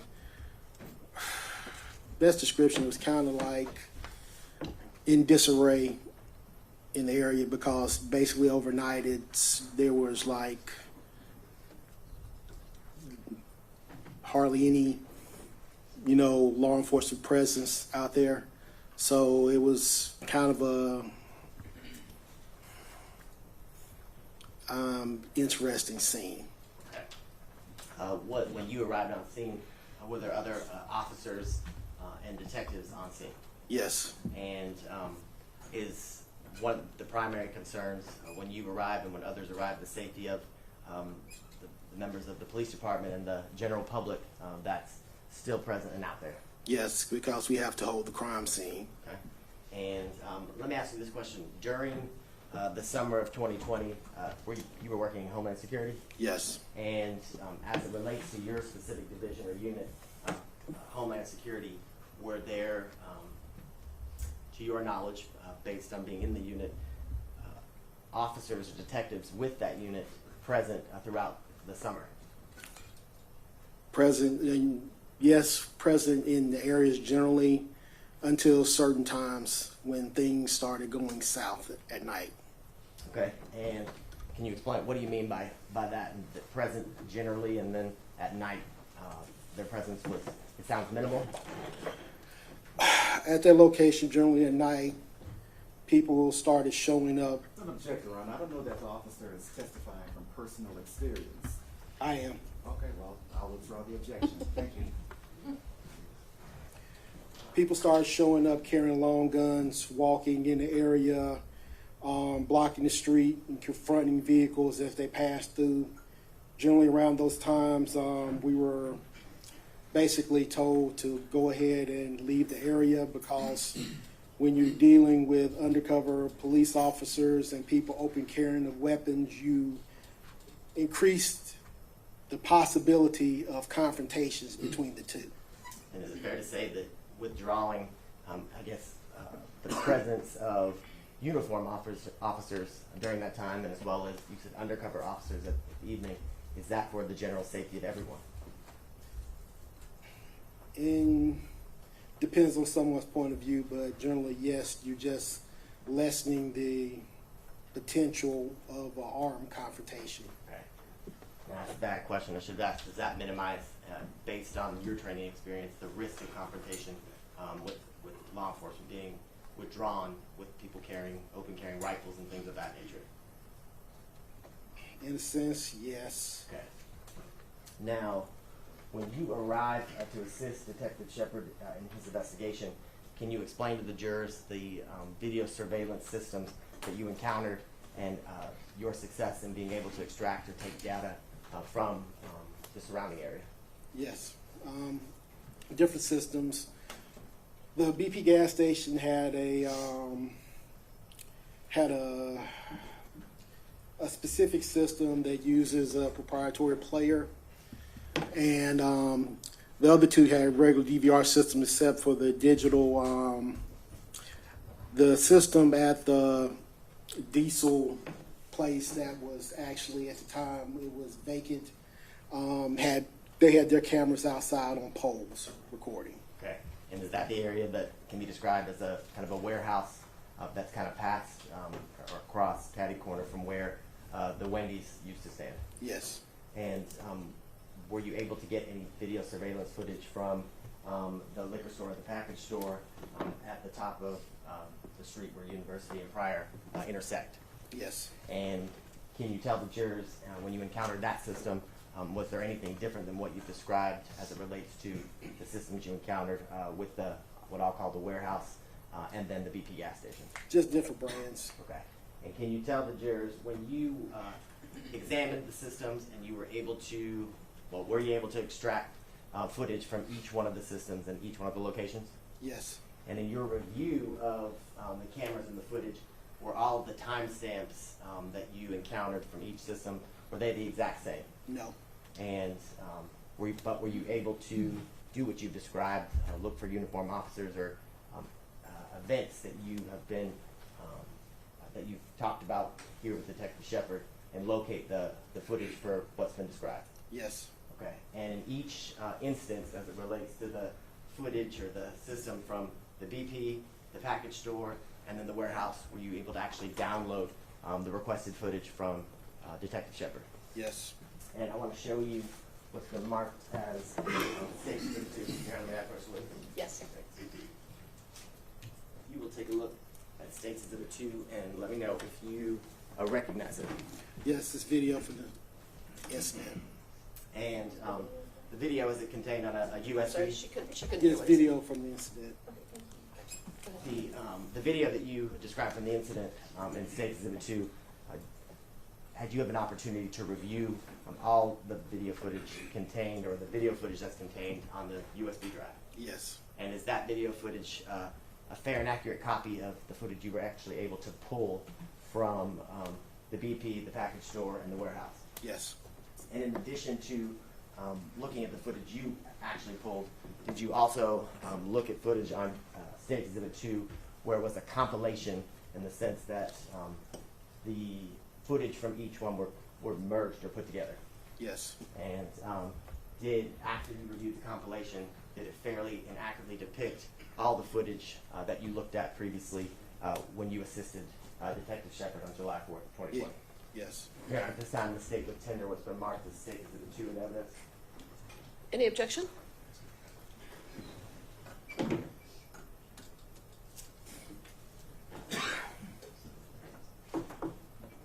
We don't know right now, we don't know exactly what video we're talking about. I know he mentioned the compilation, because I think we will object to the compilation, but I can lay a greater foundation if That's that's fine. Go ahead. necessary. So when I say compilation, in your review of what I'm calling the compilation, is that footage all from taken from, for example, the BP? Yeah. compilation, all of it from the VP. Wow. It seemed like the compilations from different videos there, but it looked like some of it was zoomed in.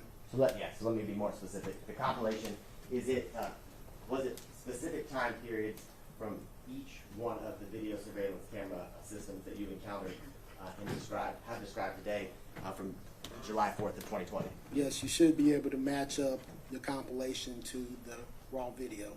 And in your review, is that what you were able to do? Yes. Okay.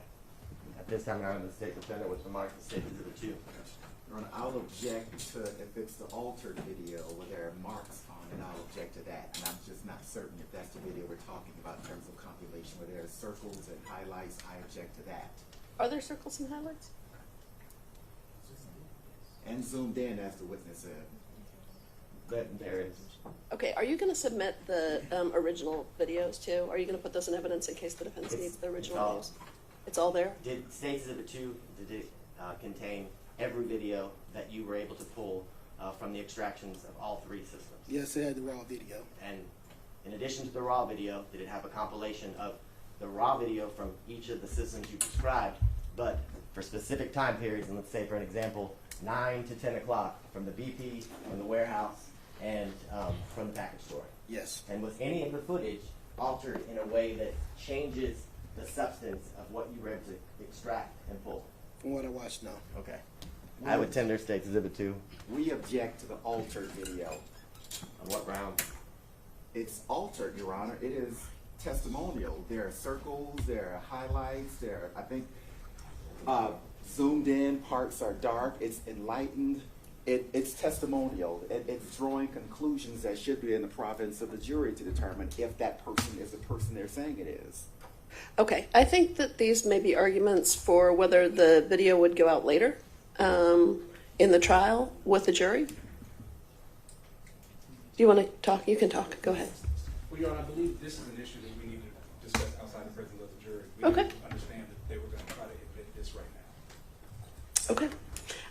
So members of the jury, can I send them to lunch now? If we could finish this witness, then send him. Okay. I think Will you guys step in the jury room for just a minute? All right, for the jury.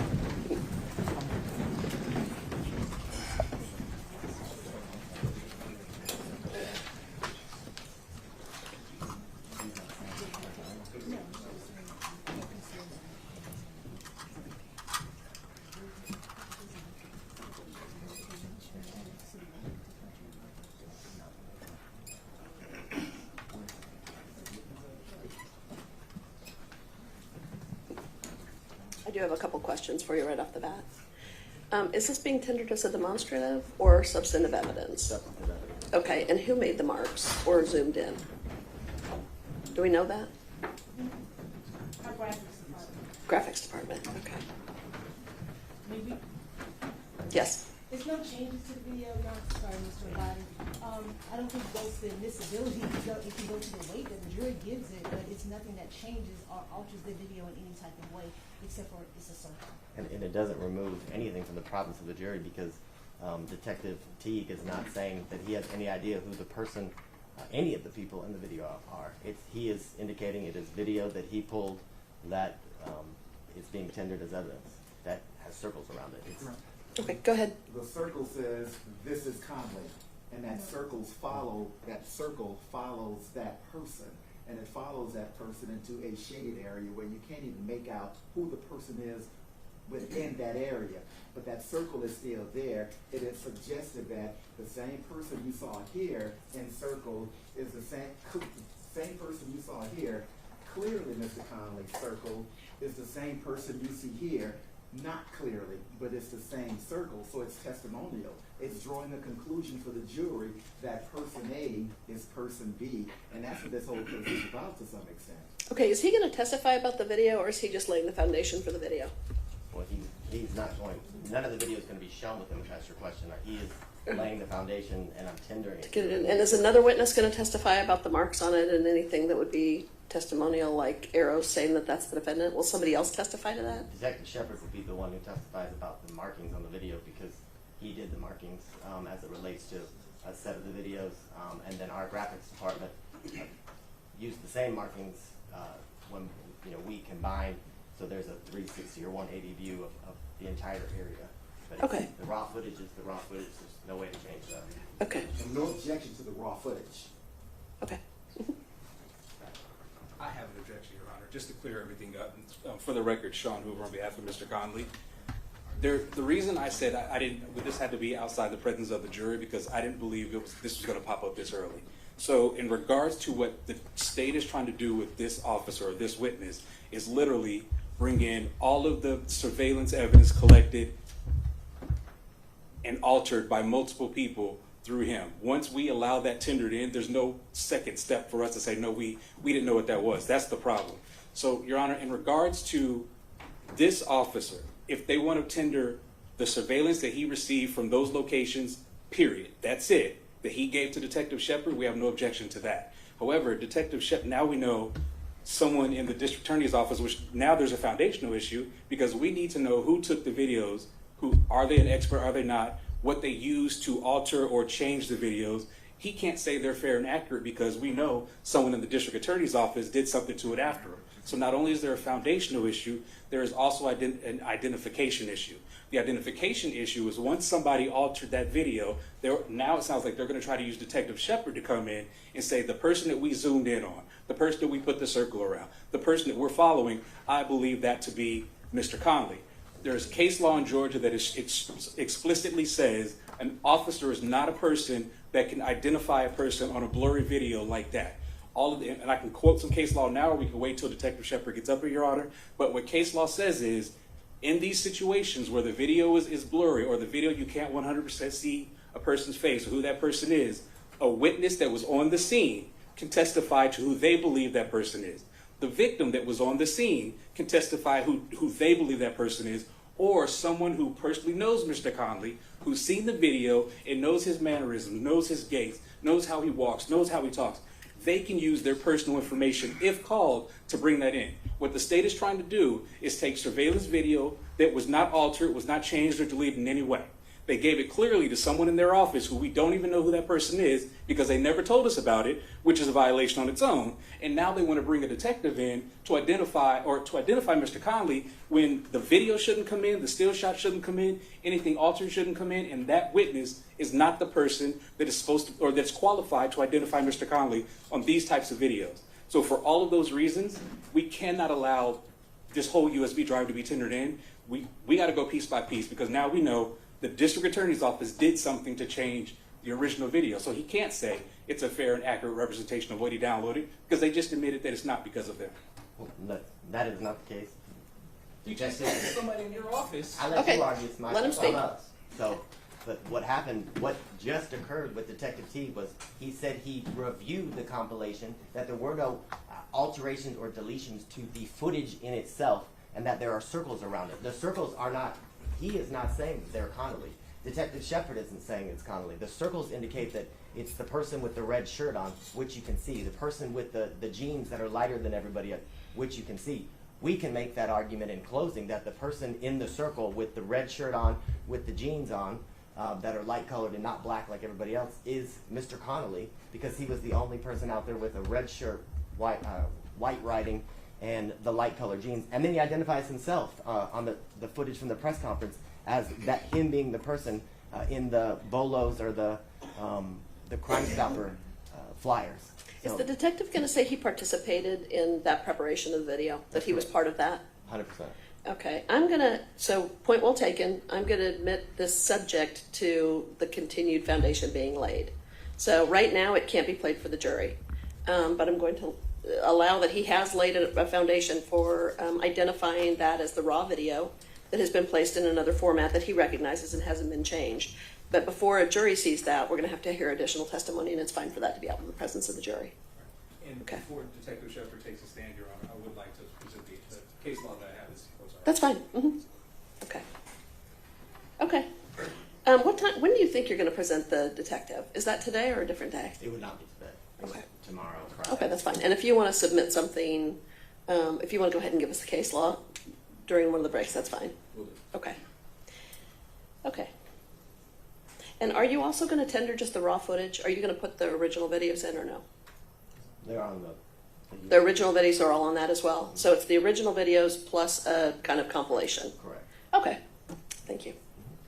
All right, we can bring the jury back in. Do you want me to make that ruling again in front of the jury, or do you guys want to let them go to lunch? Well, how much more I don't know how much more they have Do you have any more? with this evidence. I may have one question on that. Okay. All right, well, it's been tendered outside their presence, so if you want to take it back up in front of them, that's fine, but if not, it's settled. But I guess, is Your Honor going to rule on, I guess, the... I'll rule. admissibility? Yeah. Mhm. Okay.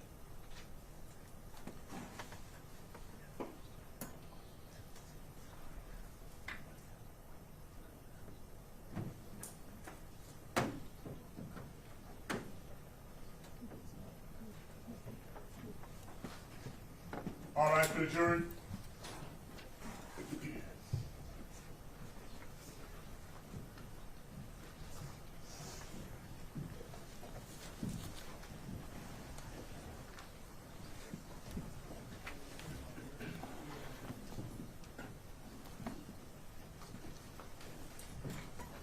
What exhibit number was that? 2, Your Honor. 2. Julian. Thank you. All right, having heard the arguments of the parties, you can be seated. Having heard the arguments of the parties as to exhibit number 2, at this point the proper foundation has been laid for the raw footage that's on that jump drive, and the remainder, any compilations, are admitted but subject to the continued foundation being laid through a later witness. So, Thank you. everybody understand the ruling? Yes, Your Honor. Okay. Yes, sir. Thank you. Your Honor, I have no further questions for Detective Okay. Chief and the redirect. Cross. Good afternoon, sir. Good afternoon, sir. I think you talked about in your direct testimony the area being in a bit of a disarray. Is that fair to say? That's to put it lightly. When was your first time going to the scene or to the area? To the area Yes.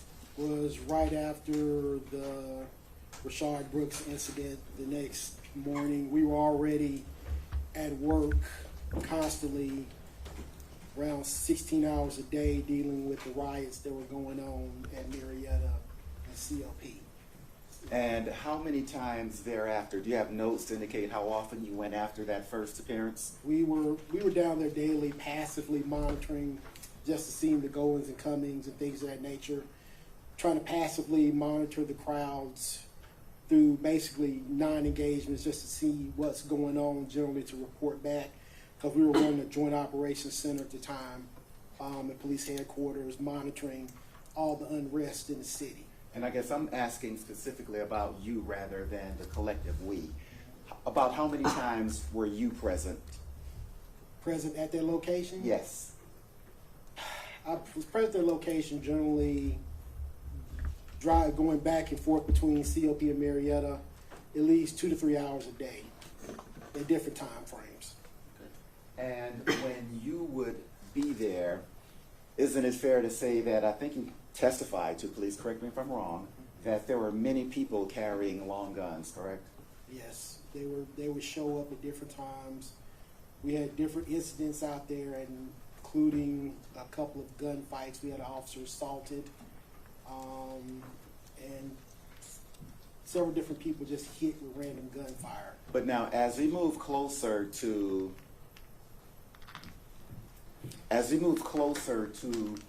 July 4th, were you still going to the area then?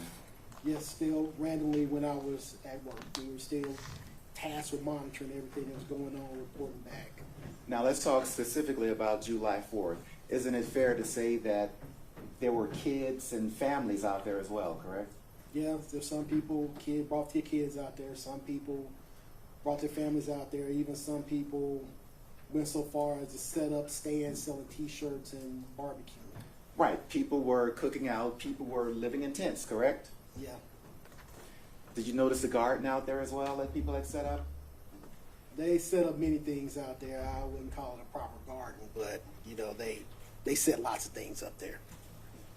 But generally, talking about July 4th, that was a more festive atmosphere, correct? I would not be the person to call any of that stuff that was going on out there during that time frame festive. When you say you would not be the person, I guess you have. I would not use that term as being festive. Because generally when I refer to something being festive, it's not next to a burned down restaurant as being festive. And children in the streets doing cartwheels, that don't qualify as festive in your opinion. That's the opinion of whoever parents brought them out there. I wouldn't bring mine. Well, you are entitled to not bring yours out there, correct? Like I say, that's everybody's personal right as a parent to bring, each parent judges where they would bring their child at. But, I can't be the one to say this parent was correct for bringing their child or not correct. And there was also, again, fireworks as well happening that evening, correct? Yeah, people were shooting fireworks also. You ever been to a block party? Many. This was sort of like a block party. I would not call this a block party. You wouldn't call it festive or a block party, right? No, I would not. Now, you indicated something about the COP. What? 16 Olympic Park Drive, by the CNN Center. Okay. And you said you were in that area as well? Yes, we were monitoring both areas. Okay.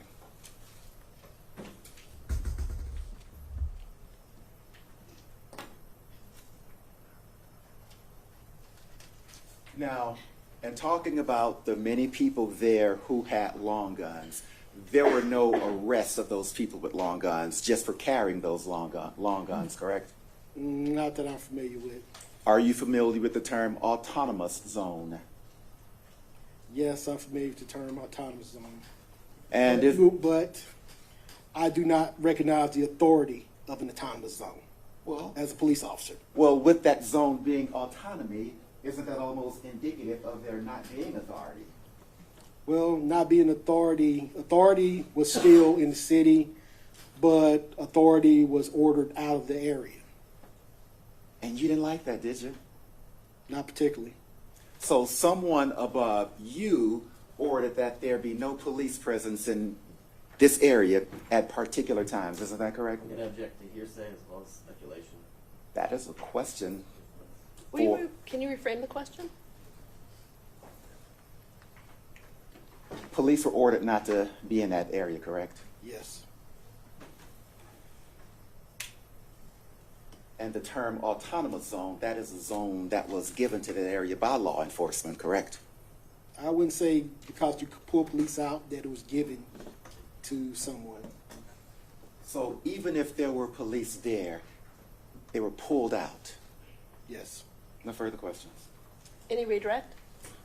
Very briefly, Okay. you talked about other areas that you had monitored or were monitoring on across. Did you also respond on that same day, July 4th of 2022, the Edgeworth Auburn Avenue area where shooting occurred? Yes. And in relation to the shooting and death of Secoriea Turner, was that after that occurred? If you can recall? I think so. That day was kind of chaotic with shootings all over town. I don't have to further, Your Honor. Okay, any recross?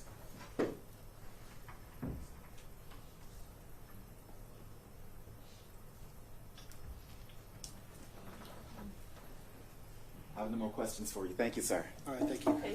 All right, thank you. Actually, can he be excused, or do you need him later? Yeah, so we can be excused. Okay, thank you. I have no objection, Your Honor, either. Okay, thank you. Thanks for your testimony. Okay. No, I'm good. I went back to training. Okay. Thank you. I'm good. Appreciate it. Okay. Members of the jury, here's one surprise. We're being moved down to 1D. This courtroom is crowded. There are a couple tech issues. So we're going to be in still a different courtroom after your lunch break. We're going to move everything down there, including some of the equipment back in the back, because it's a much larger, fancier courtroom than mine, but your jury room's a little smaller. So we'll bring down the microwaves and the refrigerator so that you have those and can count on those. So do we have instructions for where they should report after lunch? You're welcome. Good, okay. So Deputy Hero will escort you out and we'll let you know where to go. Will you try to be back by 1:45? And if you got stuck somewhere, it's fine. We'll wait for you. You've waited for us plenty. Thank you. Appreciate it. All rise for the jury.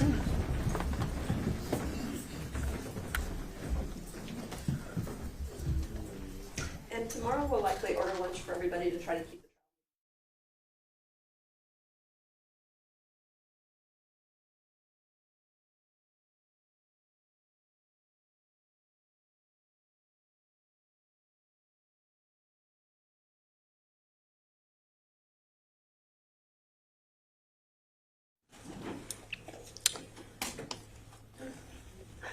We've received correspondence from your media witnesses counsel. When do you anticipate calling that person as a witness? We need to set up a hearing on that. Tomorrow, Your Honor. Tomorrow. Early in the day? Let me get back to you after lunch. Yeah, absolutely. Okay, we just need to give them notice about when to show up. All right, thank you. I guess it'd probably be better if we can handle that before we start the proceedings tomorrow. So I agree. First thing. Yeah. Mhm. In fact, we could let the jury come in like 30 minutes late or something. Okay. All right, thanks, everyone.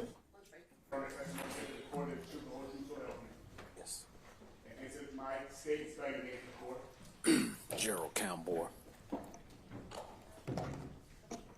Mr. Campbell, you're going to need to speak up a little. The court reporter's in front of me, and Okay. she's got to take down everything you say. Gotcha. Perfect. Thank you. Gerald Campbell. GeraldCambor. How you doing this afternoon, sir? I'm good. How about yourself? I'm all right. How old are you? 50. And where are you from? New Orleans born, ATL living. All right. And when did you move to Atlanta? 93. 93. Yeah. And what do you do for a living? CDL, commercial driver. Okay. And tell the members of the jury what a CDL is. It is a commercial driver's license. You got two different kinds. You got the kind that drives buses, and then you have Class A, which drives buses, trucks, everything. I'm certified to drive anything you see on the road. Yeah. And how long have you had your CDL? Since 2014, July 2014. Okay. I want to draw your attention back to 2020. Who were you employed with then? MARTA, And what does MARTA stand for? Metro Atlanta Regional Transit Authority. All right. And can you tell us what some of your job duties were? Say that again. I said, can you tell us what some of your job duties were? To drive the bus. Okay. So you say to drive the bus. Would that mean like the big transit bus that comes and picks up passengers? Yes, sir. Okay. And what shift did you normally work? Second shift. Okay. And back on July 4th of 2020, were you employed with MARTA? Yes, sir. Okay. And on this particular day, what shift were you working? Second shift. Second shift. And what's the second shift? It fluctuates between, you can go in from noon to about maybe 2 or 3 o'clock. It just depends on what route that you had. And I was like a floater, so I did whatever. Okay. Yeah. So would it be fair to say that you went wherever you were needed? Yes, Okay. absolutely. And back on July 4th of 2020, what route were you driving? I think it was the 55. The 55? And tell Jonesboro. me where the 55 went. 5 Points is where it started off. That's where I relieved the first shift driver at 5 Points, and it goes to Forest Park somewhere. All right. And Yeah. if you remember, how long does it take to complete this route from start to finish? That was my first and only time that I driven that route, so I believe it was a longer route. So I believe it might have been like anywhere from an hour to an hour and a half. And what does it mean for a route to be outbound? Outbound, 5 Points was the main train station. So when you leaving 5 Points, that's going outbound. When you coming back to 5 Points, that's inbound to 5 Points. And were there cameras installed on the MARTA bus? Yes, sir. MARTA buses, okay? And where were those cameras located? You got some inside. I think you got a couple of them facing me. A couple of cameras facing the street, one straight ahead. I think you got one behind the bus. It's probably like 8 or 9 cameras on the bus. Okay. And back on July 4th of 2020, did that bus you was driving have cameras? Yes, sir. And were those cameras fully functioning? Yes, sir. Your Honor, pursuant to 24-803 and 24-903, the state tenders the certified business record for the martyr bus videos. Any objection? No objection, Your Honor. Okay, what exhibit number is that? This is going to be 3A. 3A is admitted. Thank you. Now, permission to approach, Your Honor? Yes. I'm showing you what has been pre-marked as State's Exhibit 3. You can take it off.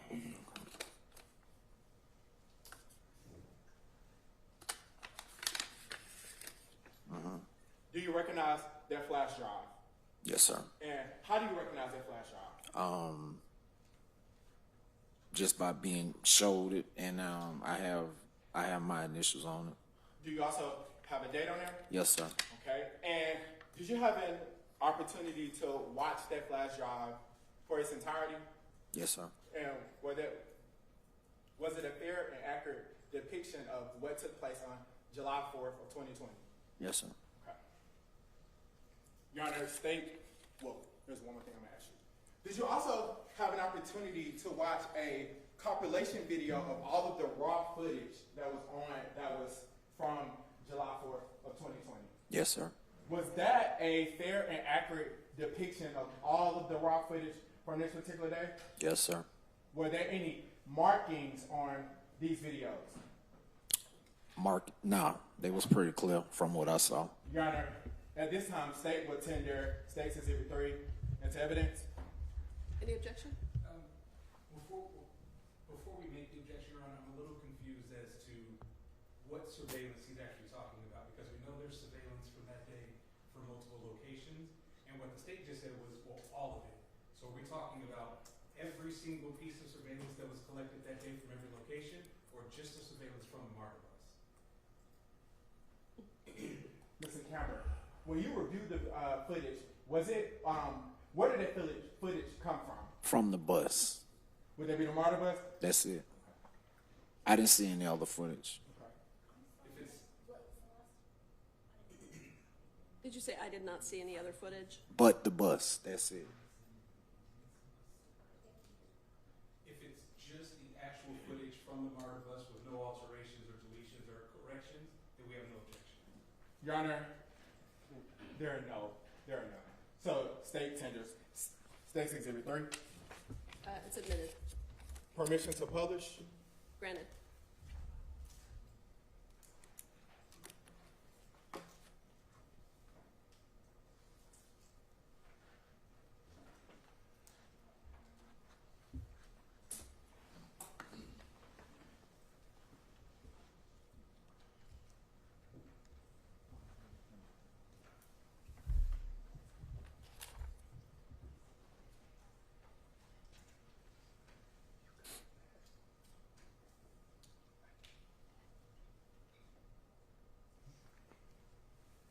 Let the record reflect that we are starting the video at 000.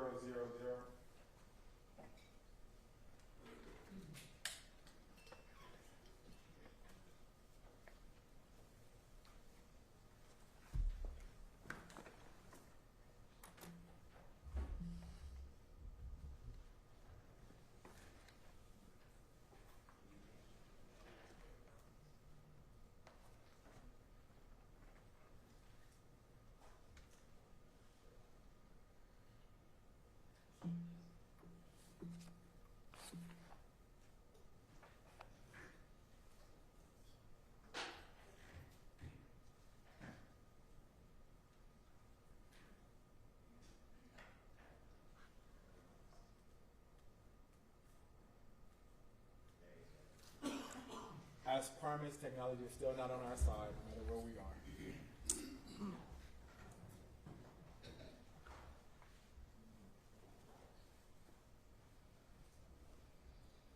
So, Mr. Cameron, can you tell me what we're watching at this particular point? That is me coming down Prior Street, about to make a left turn. Okay. And when you make the left-hand turn, where are you going? I'm going outbound towards the end of the line, but that is University right there. All right. So prior to the pause, there was a store that was in front of you. What store was that? The name of the store, I don't know. I think it was a liquor store though. Okay. Yeah. Store. All right. And what are we looking at right now? That's me. And is that you back on July 4th of 2020? Yes.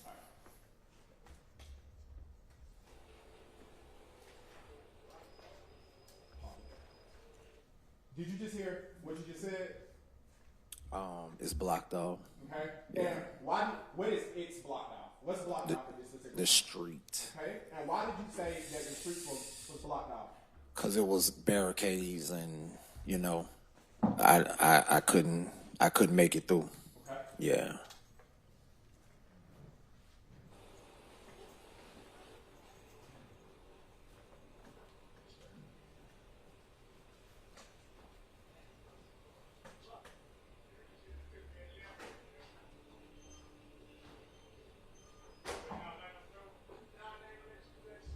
Now, was this bus empty or did you have passengers? Yeah, I had passengers. I don't remember how many, but I know I had a few of them on there. All right.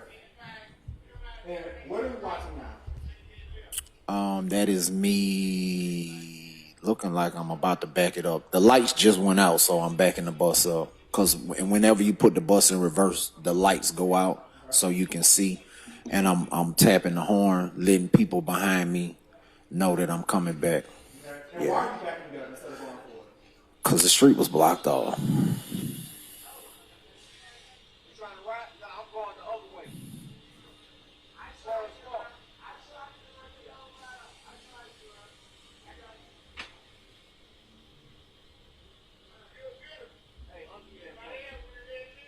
You can come through, bro. Hold up, stop. You can come through. You transit. You a part of the community. You're not doing that. Y'all stay on there. Don't get your ride. Come back down here. I got you through. Come on. So prior to this person coming up to tell you that you can go through, were you allowed to go through? No. You ride? Yeah, you coming through. Come on. You know what I'm saying? You ride? Now, do you see someone wearing a red shirt in this particular video? Yes, sir. All right. Can you tap the screen for me? And can you tap it? Hit that button. Can you circle that person wearing their red shirt?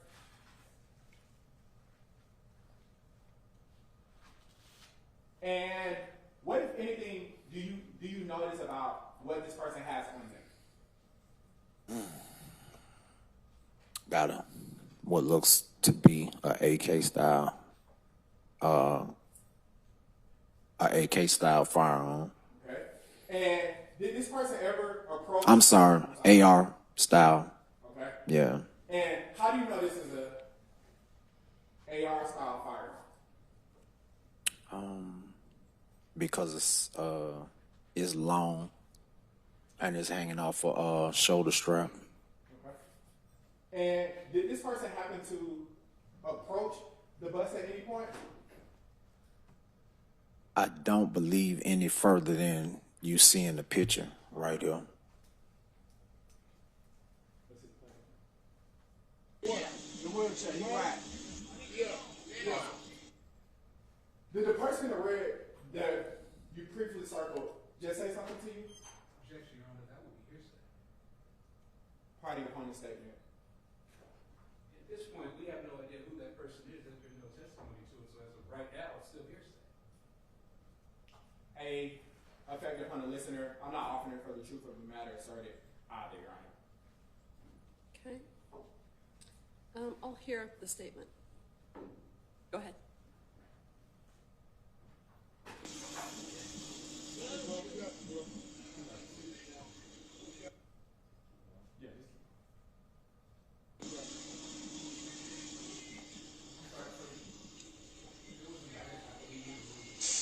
I overruled you since it's in the recording.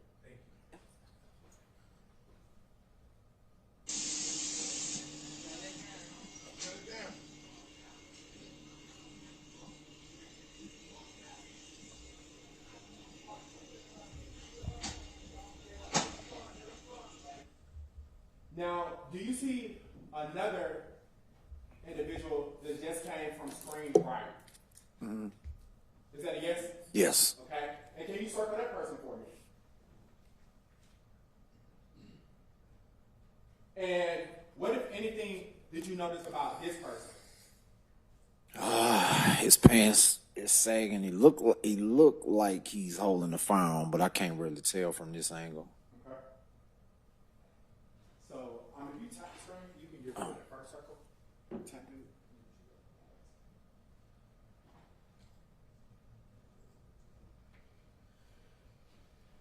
Let's hit the play button. I got y'all, my bad, y'all. No disrespect, y'all, we got y'all. You hear me? Man, I sent this motherfucker to the neck. I promise I got you. Yes, sir. Hey, come back in here, tell me what you got to do.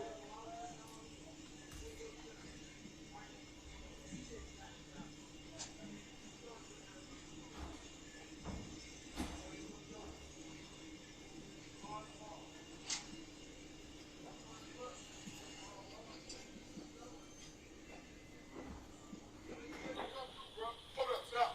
You can come through. You train. You're a part of the community. You're not doing that. Y'all stay on. That don't be all right. Come back in here. I got you too. Come on. You right here? You right? That's right. Come through. Come on. Now I'm saying, you right? No, him right there. Wheelchair. The wheelchair, you right. Yeah. Yeah.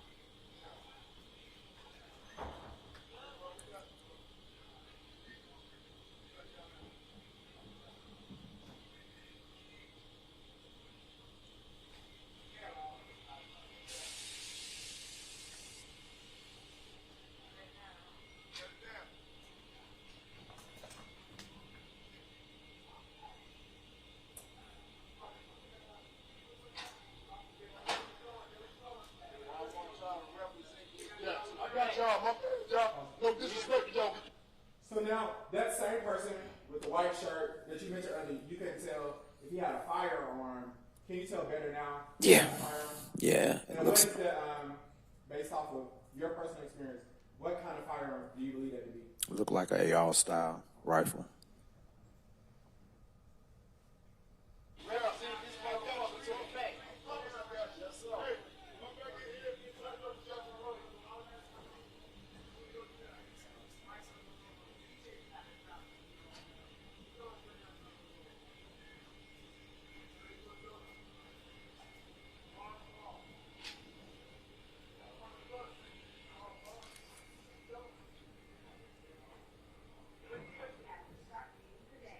Now, which angle is this that we're looking at now? That's towards the BP, cause I started to turn around, but I was halfway through it when I was stopped. So since I was given permission to go through,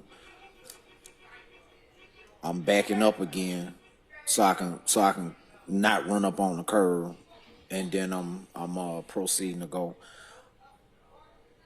through.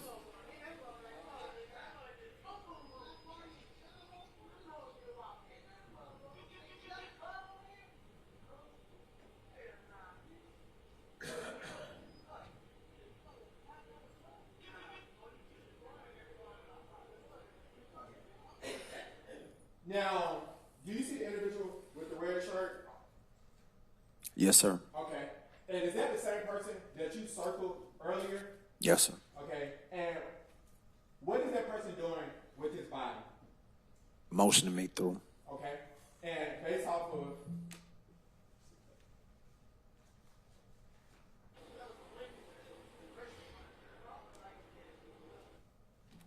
and when you say he's motioning you through, what do you mean? Kind of like telling me which way, come on through, go through right there. All right. And did you ever return back, I guess, going inbound towards 5 Points this night? Yeah, but it had to be over an hour before I came back through. Okay. And were the barricades still there? I don't remember. I think they were, but I'm not really sure. Yeah. 1 second.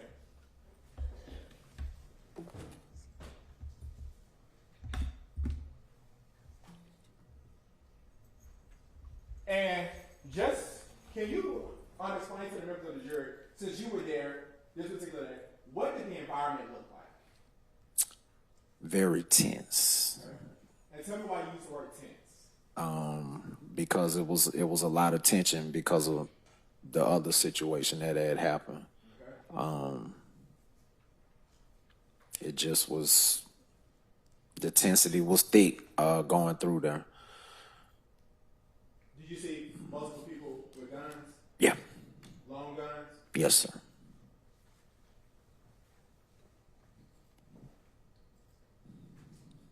The state will pass the witness, Your Honor. Cross-examination?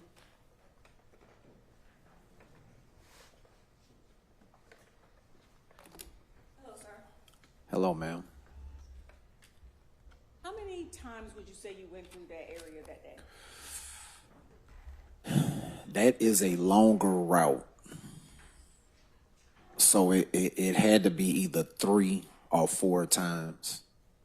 And you testified a few minutes ago that you saw multiple people with long guns. Yes, ma'am. So it was more than 3? Absolutely. More than 5? Yeah, More than 7? probably. The state asked you about seeing somebody in a red shirt. But you saw people in black too, didn't you?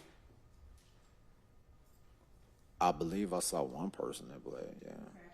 Yeah. You saw children out there? I don't recall. Okay. I don't recall. Did you see tents out there? Tense, yeah, it was tense. Okay. So as you're operating the bus, what's your responsibility? To get my passengers from point A to point B, make sure they protected. In order, everybody on my bus is my responsibility. Whether it's a part of the job description or not, I take it on as my responsibility. Okay. And you're not responsible for taking inventory of everything that you see on the street as you're driving, are you? No, Okay. So you only know what happened on your bus, correct? and around my bus, Okay. So what was happening outside of your bus before you got there, you don't know? no.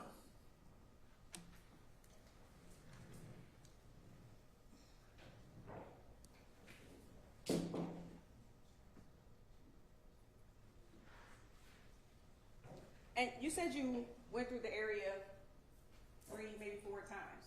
Yes, ma'am. Nothing in those trips that you made, the first 2 trips, made you feel like you didn't want to make a 3rd trip, did it? I get paid to do a job and I'm gonna do it. So I wasn't intimidated, I'm gonna do my job. Thank you. Any redirect? Yes, Your Honor. Okay. So you talked about on cross that there were multiple people with long guns. You remember that conversation? Yes, sir. How many people with long guns came to that bus? Came to the bus as they were getting on it. Approached the bus. Approached the bus like in the vicinity. I think I saw 2 or 3. Okay. Yeah. And let's talk about the 2 or 3 you saw. One of them, would it be fair to say that the one that had on the red shirt is one of them? Yes. Okay. Would it be fair to say that the one that had on the white shirt is another one of them? Yes. Okay. Also, did you see kids doing cartwheels? No, I didn't see that. Did you, based off of your own personal thought process, was this a festive environment? What you mean, festive? Festive. Like a party or something? No. Also, the shirt that this person had on, what color was it? It was red, but it had some designs on it. Okay. What color were the designs? Looked like white and black, I think I saw. Okay. Was there something going across this person's body? Yeah, looked like a bag, a little shoulder bag or something like that. What color pants? Looked like blue jeans. I don't know. Wasn't paying attention to the pants. We can play. Play it. Can you? You just play it again for you? Yeah.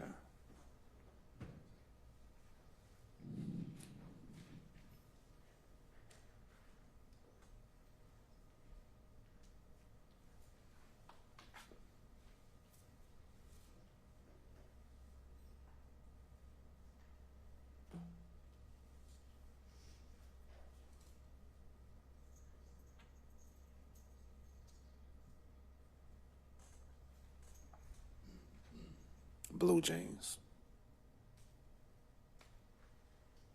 Yeah, the wheelchair, he right. Yeah, yeah.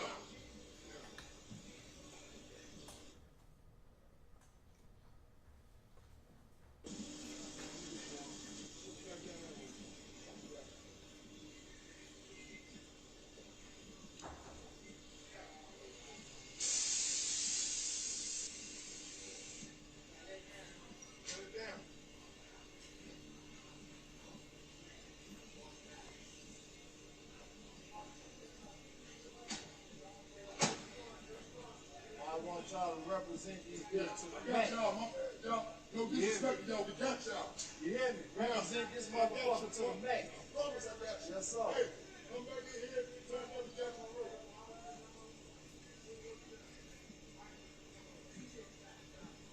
So, after watching that video, do you now remember how many people came to the bus with the long gun? Look like two. And were those the same two people that you described? One and two, the one in the red shirt and the one in the white shirt. Right. Nobody Yes. in all black. No. No further questions, Your Honor. Any recross? Yes, sir. Okay.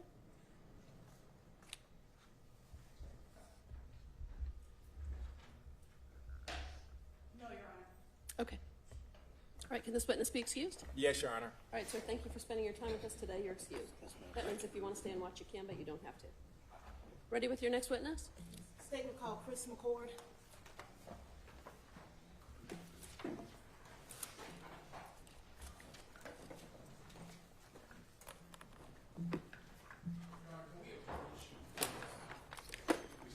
Yes, I can't see what's in front of me. Can you, the room right in front of me?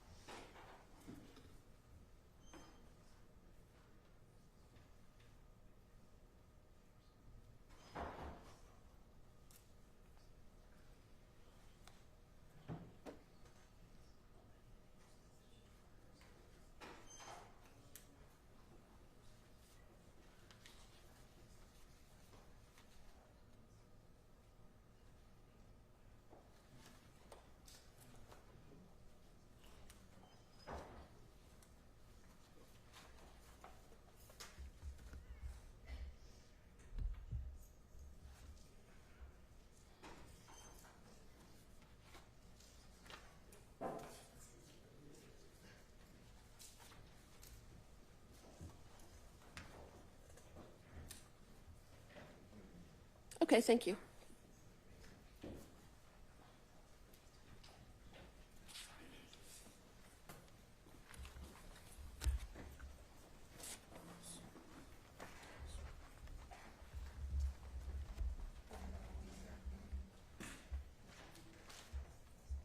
Trying to face me right now. You swear from the testimony you get recorded, the truth, the whole truth forever. Yes. Go ahead and have a seat and answer the mic, state and spell your name for the court. Christopher McCord, CHRISTOPHER, MCCORD. Good afternoon, Mr. McCord. How are you? I'm fine. How old are you, sir? I am 47 years old. And are you, what area of town do you live in? I live in Southeast Atlanta, which is right off of University Avenue. And how long have you lived in that area? 18 years. And so are you familiar with the area of University and Pryor? I am. And that's Fulton County? That is Fulton County. And do you recall the summer of 2020? I do. Can you kind of explain to ladies and gentlemen of the jury, kind of what was the climate of that particular area in the summer of 2020? A lot of unrest. There was a gentleman that unfortunately had a situation with Atlanta Police Department. A lot of folks were riding in that area at the time. And is that an area that you utilize to go to and from your home? It is. During that time of unrest, Were you utilizing that area to go and come? In some instances, yes. And during that time of unrest, was there any police presence in the area? Low, unfortunately. You said low? Yes. Wish we had a little bit more support. And when you say rioting, what type of rioting was going on in the area? Once again, our Wendy's was burnt down. There was also some heavy crowds that were there at that Wendy's as well, and some individuals that were also shot before in that area as well. Was that prior to or subsequent to the Wendy's being burnt down that individuals were shot in that area? Prior. And was that prior to the 4th of July? It was. Do you recall how many shooters were in the area at that time? I know of at least one or two. I don't recall all of them.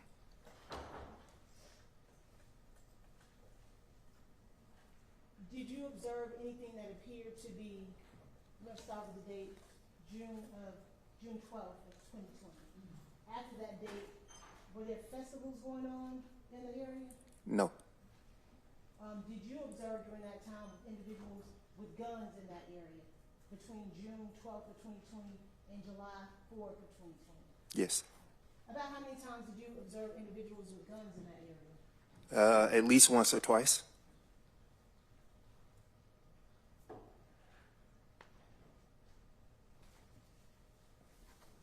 And I'm going to show you what's been marked as State's Exhibit 30A. Do you recognize what's in State's 30A? It's been previously shown to council. Yes, I recognize that area. And is this the area that we've been talking about? Yes, it is. And does it fairly and accurately depict the area of University and Private Street? It does fairly. Stated as the State's 30A in the women's address. Is it demonstrative? No, just for evidence purposes. Okay, it's admitted. And you said that is 30A, Your Honor. 30A? Okay.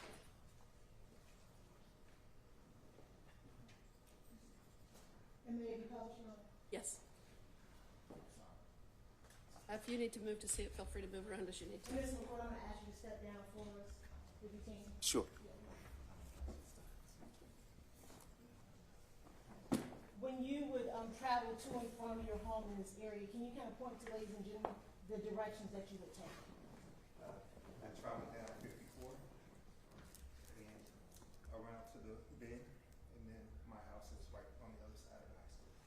When you, 54, what, is that coming off a particular highway here in Atlanta? Yes, that's the state highway. Okay, what highway is it?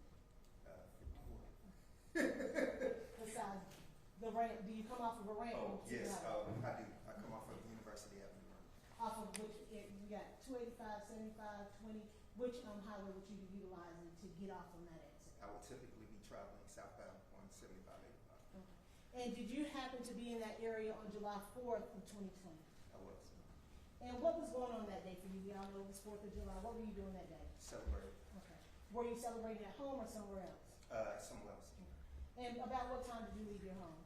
I had left my home several days before that, so it should have been July the 2nd or so. Okay. When you left your home on July the 2nd, did you travel on University Avenue?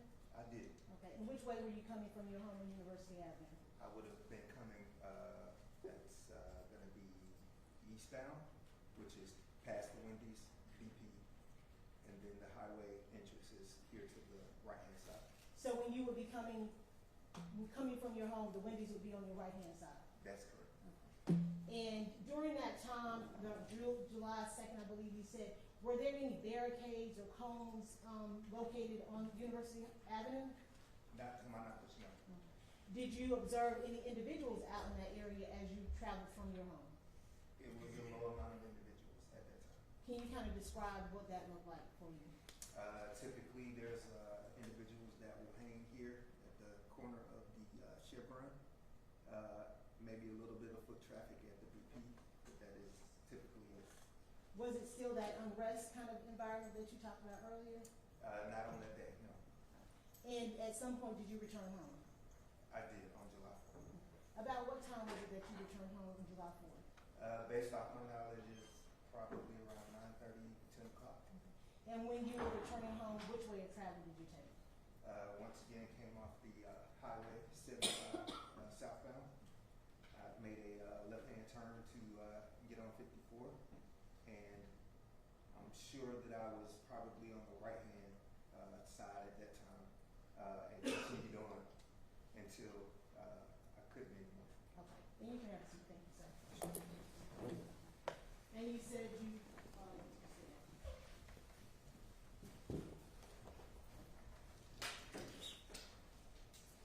you said until you couldn't anymore. Did something occur that impeded your ability to continue on to your home? Yes, there was a gentleman that stepped in front of my vehicle with a long gun.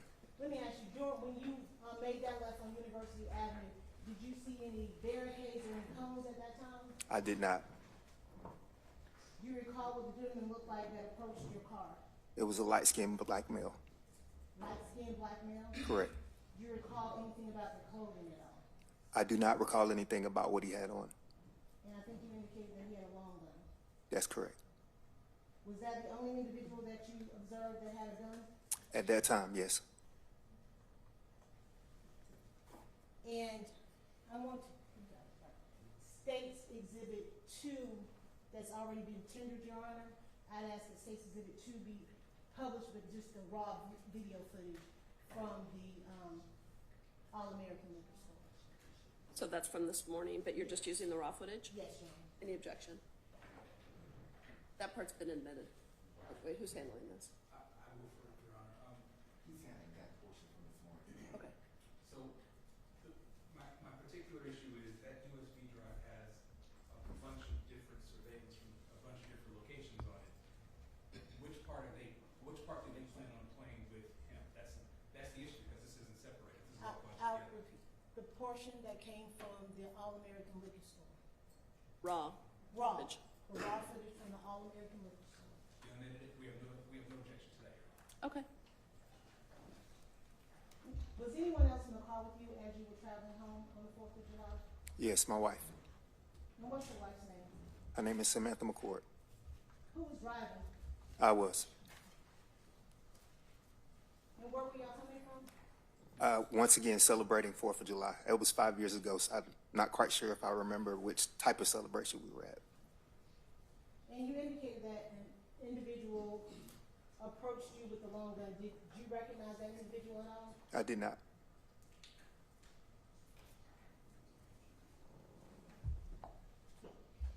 I'm going to show you, you can look at the screen that should come up.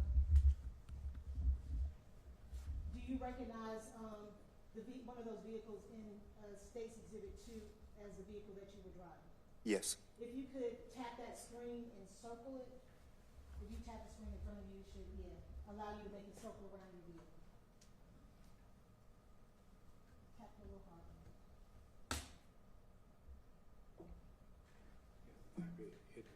You want to help him? Mr. Rogers, let me know.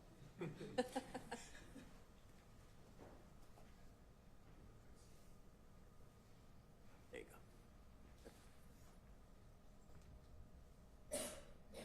And what type of vehicle was that you were driving?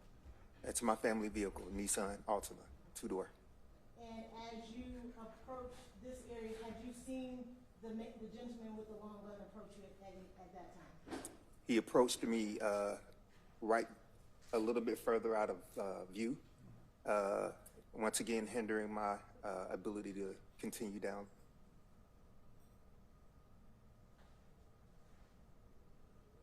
So that's you traveling towards further up University? That is correct. And after you passed that point is when you encountered the individual with the long gun? Yeah, it's just out of screen, but once again, that's one of the main reasons why I stopped in the first place and was not able to continue down. Besides that gentleman with the long gun, did you observe anyone else that had a long gun? No. And what side of the vehicle was that individual with that long gun standing? He was standing right in front of my vehicle. In front of your vehicle? Yes. And did you continue on through the barricades? Well, I was. past the gentleman? I couldn't. He was standing in front of the vehicle. Yeah. And if you could turn your attention back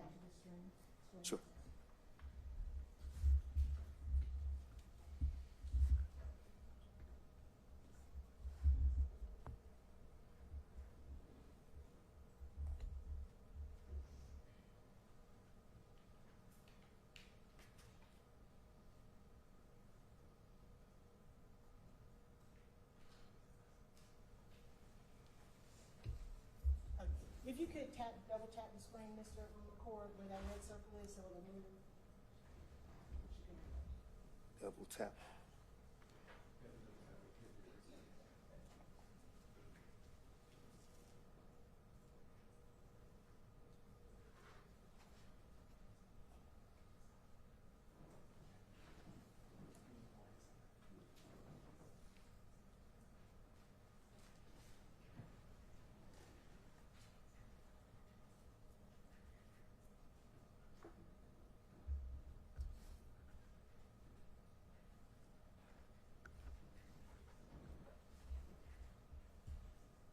Is that your vehicle that's approaching on the top left-hand side?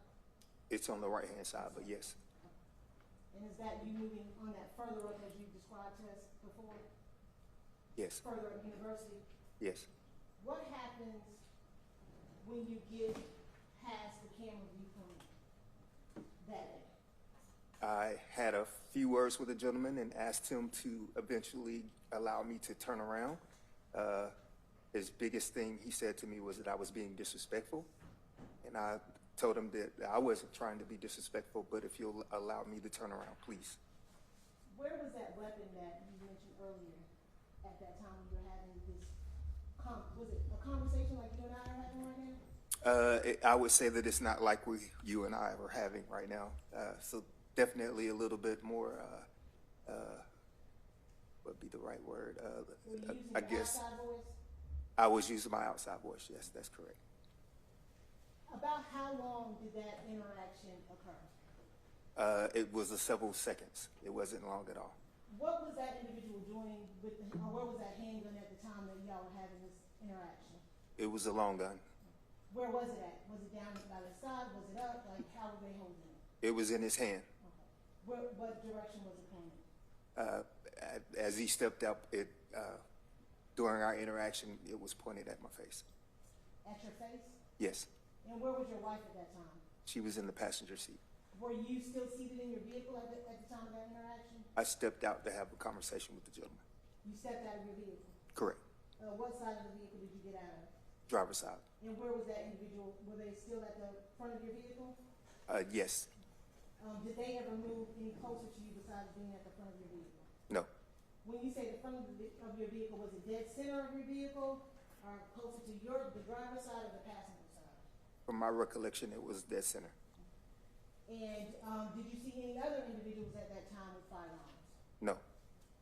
And you said during this time, y'all were still down there, correct? We were still down where? Down further down University. Yes. Okay. And now in states number 2, is that your vehicle coming back up? It is, because I asked for the turnaround. And were you allowed to turn around? He did allow me to turn around. And where are you going now? I'm doing a turnaround to head back to my house, but through a different direction. What direction were you then going to head to get home? I would be traveling down Pryor Road at that time.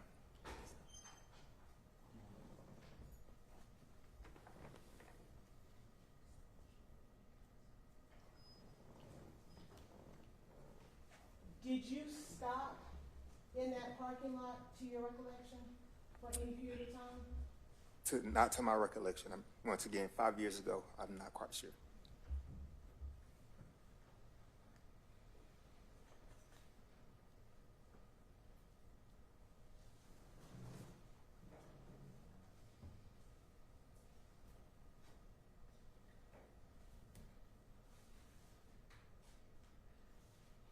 Do you see a gentleman with a handgun in State's Exhibit number 2? I do now.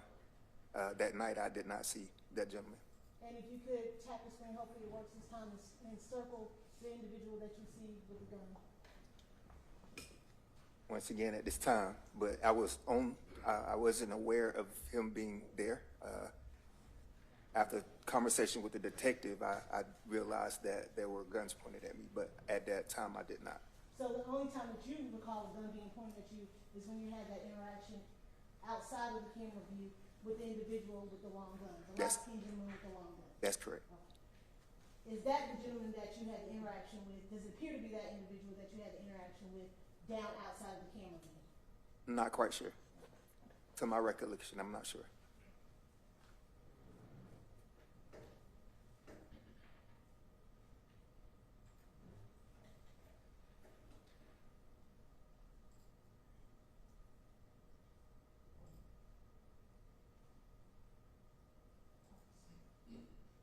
Do you see other individuals with guns at this point? I do now, but that night I did not. And could you tap the screen again and circle the next individual you see with the gun? I see this individual at this time, but not that night. And when you say that individual, can you describe what that individual appears to be wearing? I can't make it out. But it looks like blue jeans, or at least white jeans, maybe. You can pause it. Do you see any other individuals with a gun? I do now, but that night I did not. And if you can probably try to clear out those other circles and then circle that individual that you see. I see this gentleman here with the gun, and it looks as if there's one more person right to his left-hand side, or right-hand side, I'm sorry. Does that person appear to be the person that you had an interaction with outside of camera view? No.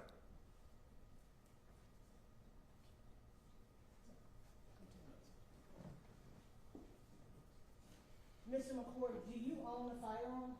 I do. What type of firearm do you own? I carry a .380. Did you have your .380 on you that evening? I'm an ex-police officer, so yes. Do you have a license for your .380? I do.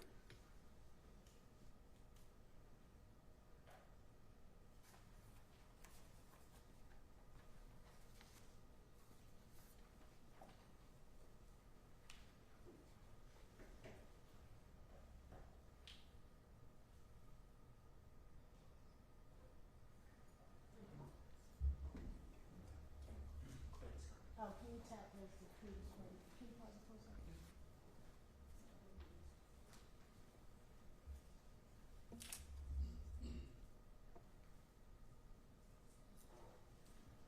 Is that your vehicle pulling back into the parking lot of the liquor store? Yes, after being allowed to turn around.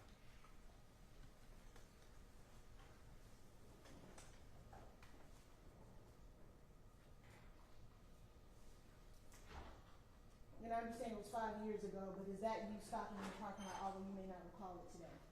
It is me. Are you the individual that's getting out of the car? Yes. Do you know who you're talking to at that point? I do not recall. That was 5 years ago. At this point, are you able to see those other individuals that we saw in the previous video approaching with those weapons as we saw? I don't recall. Who's this getting out of the vehicle? That's my wife.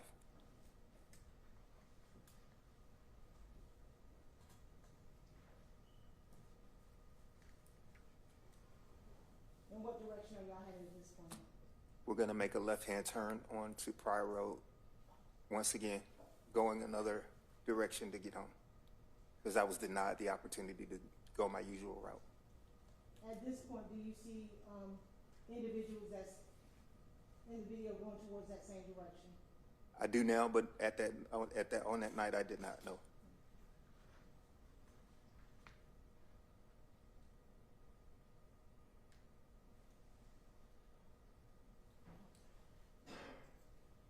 Now, at this point in the video, how many people do you see pointing guns in the direction that you and your wife are traveling? It looks to be at least 3, if not 4 individuals. Can you circle those individuals? Can't tell if this gentleman up at the top has a weapon, but at this time, this gentleman looks like that gentleman, and I'm not sure, but maybe this gentleman as well. Now, the gentleman at the bottom, can you please describe what he is wearing? At this time, he has on a yellow shirt and purple gym pants. I'm sorry, the gentleman with the firearm. The first one I circled is wearing all black here.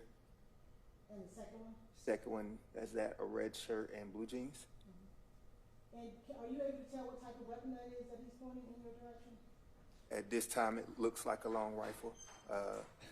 Potentially could be a AK-47 or AR-15, potentially. Once again, can't make it out. It's kind of blurry. Do you recall if that is the individual that you encountered further up on the university that was out of view? I do not recall. That was 5 years ago. And at the top of the screen, do you see the gentleman with the white shirt on? I do see a gentleman with a white shirt on. Are you able to tell whether or not he has a weapon? It looks as if he's pointing a weapon. If you could just circle for the ladies and gentlemen of the jury, if you could circle that person. I've already circled him. I'm sorry, the one with the white shirt on. Yes, I've already circled him. That's what about the other one in the furthest view back going towards Pryor Street? Do you see that individual with the white shirt on? Once again, I can't make it out, but it looks like that gentleman may or may not have a weapon, but he does have a white shirt on and blue, looks like black jeans or black long pants. But once again, it's too blurry for me to make out whether he has a weapon on him or not.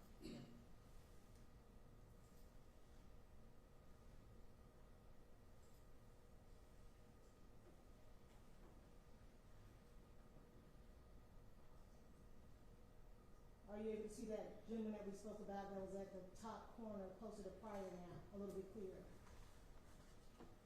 I can't make him out, no.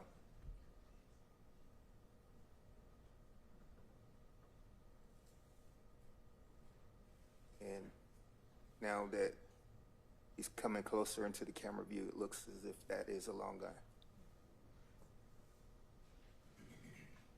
And if you can try to tap that screen again and take the circles off.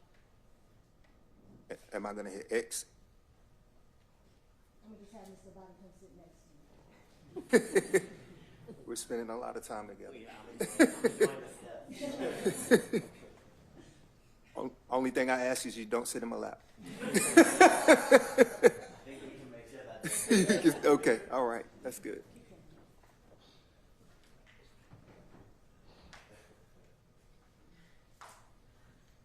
At this point, have you and your wife left that parking lot area?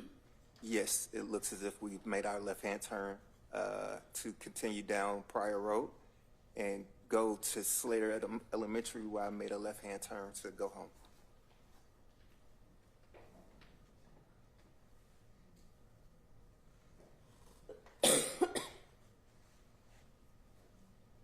Did you make it home?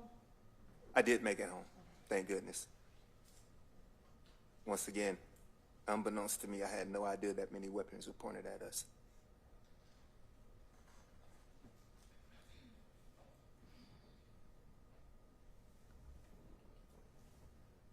When you got home, what did you do, if anything? Of course, I had a yelling match with my wife, and then I picked up the phone and called 911. I want to back up you. In that moment, when you're outside of the camera view and you're having that interaction with the light-skinned male with the long gun, what's going on in your head? What are you thinking? How are you feeling? I'm thinking safety mode for me and my wife. Once you get home, you said you got home, you and your wife. Was your wife upset with you? She was not upset with me. I think it was more so of a... I'm going to object to speculation, Your Honor. Okay. It's sustained. You can ask a question differently. You indicated that you and your wife got into, I don't want to put words in your mouth. What happened with you and your wife when you got home? Interaction between us, we love each other. It wasn't necessarily crying per se, but definitely more of a so glad that we got through that, and then once again called 911. And were you able to get through to 911 immediately? It took a little bit of time, but I was able to get through to an operator at some point. At some point, did you learn about the death of Secoriea Turner? I did, but it was several days later. How do you recall learning about Secoriea Turner's death? I recall looking at the news and finding out about her death, and then knowing that we came through that way at that time. And do you recall about what time it was that you were coming through that area? I believe, once again, That was 5 years ago, but I believe it was 9:30 to 10 o'clock-ish. And at some point, did you ever speak to the police about you and your wife having guns pointed at you and the interaction that you had with the light-skinned male with the long gun? I once again did not see the second interaction. I was when I got a chance to talk to a Detective Shepard that I learned that there were individuals that were pointing guns at me as we were driving away. Do you recall seeing a press conference held by a person of interest a few days after the killing of Secoriea Turner? Several days later, yes. And did you talk to Detective Shepard about what you had observed after seeing that press conference? Well, I mean, it wasn't connected in my opinion, but yes, I did have a conversation in reference to what I saw that night. I didn't necessarily intermingle that information into the conversation with Detective Shepard. Do you recall having a conversation with Detective Shepard and indicating that you recognize... Objection leading. Can you rephrase? Do you recall having a conversation with Detective Shepard about anyone that may have been involved in the incident between you and your wife and the individuals with the long guns out there in connection to that press conference that you observed? Not from the press conference, no. From anything else? Once again, my conversation with Detective Shepard was mostly about what happened that night. Were you ever able to make an identification of the individual that held that gun to you that night? In reference to my conversation with the detective, yes. And what was that conversation? That it looked like the gentleman from the press conference. That the person in the press conference looked like the gentleman that had held you at gunpoint? Yes, that is correct. That had the long gun and impeded me from going further down University Avenue. Nothing further. Cross-examination? Very briefly. In your interaction with Detective Shepard, did he ever show you a lineup of multiple individuals? He did not. Did he ever offer you an opportunity to just come to the station and look at multiple individuals? He did not. So your interaction was you saw somebody on TV and said, that could possibly be the guy, correct? No, I identified a light-skinned male that had a long gun that night. Right. But as you sit here today, you don't have any independent recollection of that person you saw, correct? 5 years ago, no. And as you sit here today and you describe that second interaction, you never was aware that there was a second interaction. Isn't that correct? That is correct. And isn't it correct that when you got out of your vehicle, you had your gun in your hand, correct? Safety mode, yes. Safe mode? Yes. What is safe mode? To keep my wife protected, yes. Is safe mode a feature on a gun? Or I don't know what you mean. What do you mean by safe mode? I went into safety mode automatically. And by you going into safety mode automatically, you had your gun in your hand, correct? Yes. And as you watch that video, in response to you getting out that car with the gun, multiple people aimed their guns at you, correct? Based off what the video says, once again, it was unbeknownst to me that those weapons were pointed in my direction. You know what a bounty hunter is? I do not. You don't know what a bounty hunter is? You mean a TV show or in reference to an individual? A person, the job title, bounty hunter. Yes, I know what a bounty hunter is. Yes, that is correct. And they typically do what? They chase down individuals. And they sometimes wear all black, correct? Yes, I've seen bounty hunters in all black before. And in that video, as you saw it from different angles, you saw individuals wearing all black, didn't you? I saw one individual wearing all black. And that one individual in all black had a long gun, isn't that correct? Based off the video, that is correct.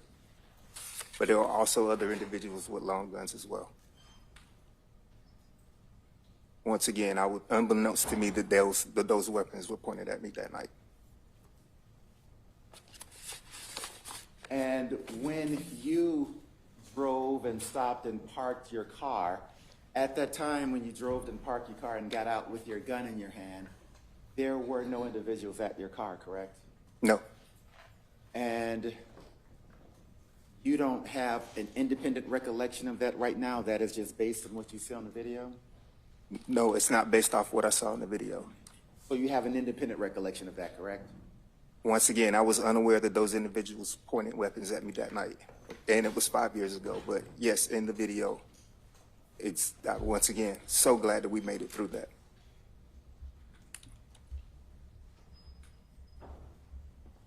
At the time of this interaction, did you ever describe anybody wearing a red shirt? To the detective? Yes. No. Thank you, sir. I have no more questions for you. Any redirect? Just a few. But in this video, you can see a gentleman with a red shirt and light jeans pointing what you would appear to be an AR-15 at you That is correct. in the direction that you and your wife were traveling. Based off the video, that is correct. And it wasn't just individuals in all black that had guns that night, correct? Based off the video, that's correct. There was an individual with a white shirt on with a gun, Based off the video, that is correct. another individual with a white shirt on and black pants that had a gun too. Based off the video, that is correct. And I'm not sure if you could tell that gentleman that did have on all black. Were you able to tell the complexion of his skin at all? I could not. Once again, I was unaware of those individuals pointing weapons at me that night. So when you talked about a light-skinned male with all black on, it wasn't that individual that was pointing that gun? No, not that individual in all black, no. And prior to you pulling out your weapon for your wife's safety and your safety, had a gun been held to your head? Yes, my initial interaction when I begged the individual to please let me turn around. He told me I was being disrespectful, and I said, well, I'm not trying to be disrespectful if you'll just allow me to turn around. And he did allow that to happen. I believe I made at least 2 or 3 requests, but eventually he allowed me to turn around. Was that a traumatic event for you and your wife? Yes, of course. Any requests? One question. So this light-skinned individual in all black, he never hit you or anything, did he? I did not say he had all black, but he didn't. No, he did not hit me, no. All right, thank you, sir. Okay, can he be excused? Yes, he can. All right, sir, thank you for being here with us. You're excused, so that means you can stay and watch the trial if you'd like to, or you can leave. Ready with your next witness? Yes, Your Honor. The state of Georgia will call Samantha McCord to the stand.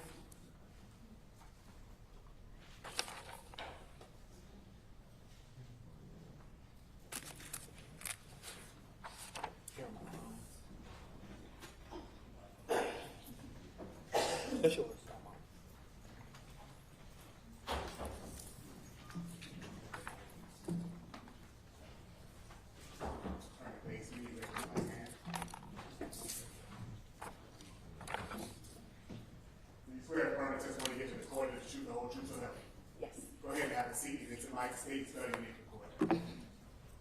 My name is Samantha McCord, SAMANTHA MCCORD. Good afternoon, Ms. McCord. How are you doing today? I'm okay. Ms. McCord, how are you employed? I currently work for myself, and I am an event manager. And what area do you reside in? I'm sorry? Event manager. Oh, I'm sorry, hold on one second. No, I was asking while the video was showing distracted. Oh, okay. Video from the last witness. Oh, okay. Okay, thank you. Go ahead, sorry about that. And, what area do you reside in? I reside in historic South Atlanta Okay, and how long have you lived in that area? for about 10 years. Okay, and does that area include streets such as University and Pryor Avenue? They would not consider it to be a part of that area, but it is right there on the cusp connected to it. Okay, so how far is University and Pryor from where you reside? Less than a mile. Less than a mile, okay. And do you normally travel on University? Yes. Okay. Who is Christopher McCord? He's my husband. And how long have you been married? We've been 7 years, going to be 8 years at the end of this month. Okay, all right. So now let's talk about April of 2020, right? I want to draw attention back to April. What was that area like back in April of 2020? Just very regular space with cars. We had a Wendy's. It's a food desert area, so that was really the only restaurant. There's an alcohol package store. There were about 3 gas stations, and they were building another one. So activity in those places, but pretty quiet. Were there any protests in April of 2020? I don't recall any protests. Now, let's go to June of 2020. Did that area change? I believe that year there was more activity out in the streets, but in terms, I'm not recalling anything that's specific. Okay. Was there something that happened in the area around June 12th of 2020? I do know that at the Wendy's, there was an incident between an officer and an individual, which led to his death, and then they burned down the Wendy's. All right. And once it burned down, how did that area change? Did more people start to show up? Yes. And yes. These people showed up based off of your perception. What was the reason for them showing up? A lot of Speculation. Based off of her perception, she's testifying from her personal knowledge. She lived in the area, she traveled in the area. So She can testify what she saw. Right. So, when you traveled in the area, what did you see? There were protests right at the Wendy's area that had burned down. We avoided university for a bit. We were aware that community members were working in order to get some peace on that street because cars had to go around people and they were trying to avoid the street on a whole. But we knew from community organizers that there were protests happening. So let's talk about the times. So during the daytime, was it more or less traffic than during the nighttime? Bad question. During the daytime, was it more protesters out, or at nighttime, was it more protesters out? It seemed for a while as though it was the same, and then it became where an incident where a woman was hurt by a ricochet bullet. There was a lot of protesting happening in the morning, just nonstop people. And then once that happened with that woman, it seemed as though it quieted down in terms of the amount of people. All right. So now let's fast forward a little bit. So let's go to July 4th of 2020, where you still residing in this area. Yes. All right. And was this the 4th of July for you? Yes. Tell the members of the jury how you guys typically celebrated the 4th of July. Well, as an event manager, I always have an event on 4th of July, or we go to a friend's home or just another party of another colleague who's a promoter for a venue. So that's how we always celebrate the holidays. I'm usually working, and then I bring Chris along with me. Okay. And do you guys buy fireworks? Yes. That's another thing that we do. Annually, we shoot off fireworks in our neighborhood. A local building owned by a nonprofit allows us sometimes to use their area in order to do so, and the community comes out from our block. All right. And what time did you guys leave home on July 4th of 2020? We left home, it was still daytime. I can't give you the exact time. I know it was light out, and we headed to the downtown area. All right. And what time did you guys return home? I know it was night. It was nighttime? Yes, I know that definitely sun was down. At this time, the state is going to publish State's Exhibit 2. It's going to be the video from the All-American Package Store.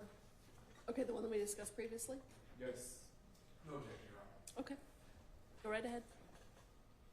And just for the record, we are going to start at 9:35:48. Thank you.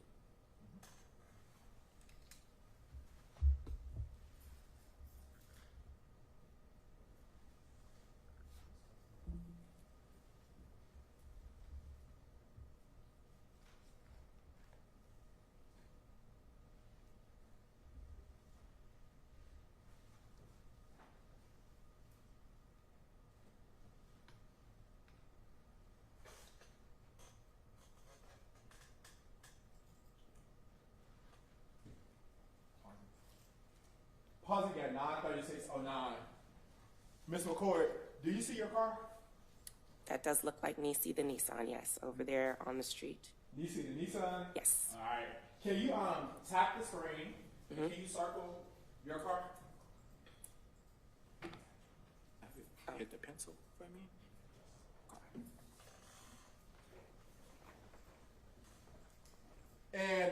you traveling with on this particular day? My husband. And do you see yourself in this particular frame? Yes. Okay. And which side of the car? I'm on the passenger side. On the passenger side.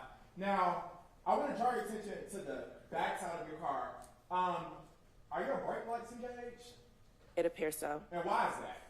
Because there are people in front of us that seem to be blocking the street. Okay. And was this like typical back in April of No, 2020? no, it was never typical. All right. So was this your first time experiencing something like this on that road? Yes, in my life. So you would agree with me that that's not the usual flow of the traffic on University? No, it is not, especially for a July 4th. Thank you. We're going to go to the next video. It's the All-American Package Store. For the record, we're going to start at 21:37:02. All that's been loaded. Erase. Tap the screen. Hit the eraser for me, and then you're going to erase it.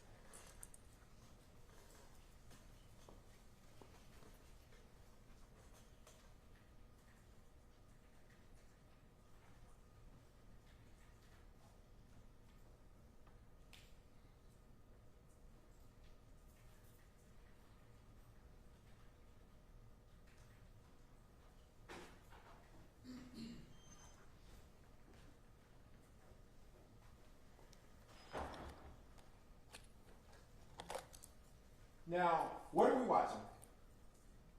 That's my car going past the package store. Okay. So once your car goes off screen, can you tell the members of the jury what happens next? At least 4 individuals are in front of our car and they stop us. My husband is confused about what is happening. He gets out the car after rolling the window down. A man is yelling at him. I'm not really recalling what the man was saying, but Chris is saying before he gets out the car, we live here, we're community members here. He gets out and he says that again, we're just trying to get home. We're just trying to go down the street and get home. We live here. They have more back and forth, and then Chris asks, well, can I just turn around? Can I just turn around? And then he gets in the car and he tells me they have guns. And so he lets me know that we can't go forward. So he backs up and then begins to move forward to turn around in order to make the left onto Pryor Road so that we could go home. And at any point, did you see the guys pointed at your car? I believe that they had weapons. Okay. Yes. And what kind of weapons did you believe that they had? Due to the lights from the car, I could see what appeared to be like at least one long barrel gun, but I'm not good with identifying the types of guns. All right, so we're going to resume watching. Well, let's go back. How was this experience for you during this particular moment? Terrifying. Okay. And tell me why you use the word terrifying. Because it was first time ever that I felt like so just at any moment, any one of them could harm us, could harm him. And there was just nothing we could do. There was nobody around to protect us, and Chris couldn't. Were you in fear? Yes.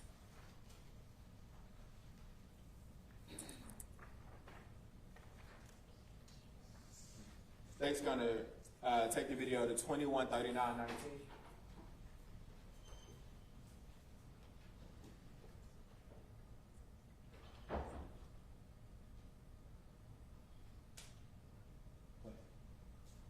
Pause it. Now, was that your vehicle we just saw come through those cones? We can rewind it if you Yes, please.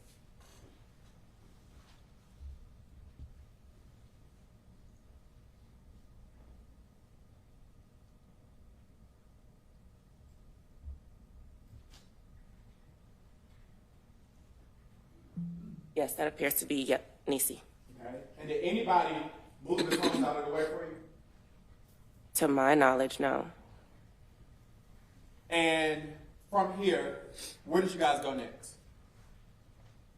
From here, we would have turned onto Pryor or into the gas station. Okay. I mean, into the alcohol package store area. But we had to make that left onto Pryor. The state's gonna switch the camera angle, and we're gonna play it from 9:30 at 30.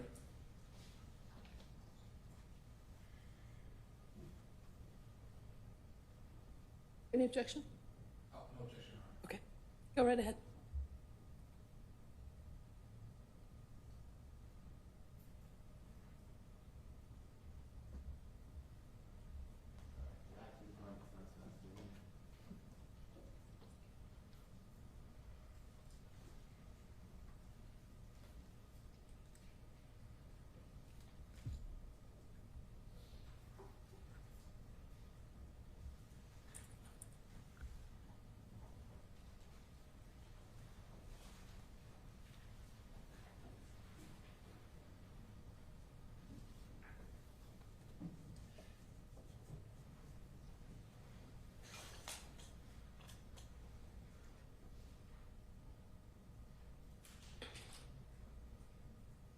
Who just got out of the vehicle?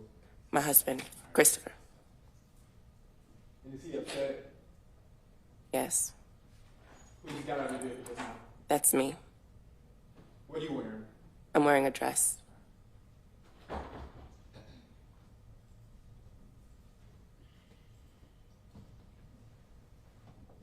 Pause it.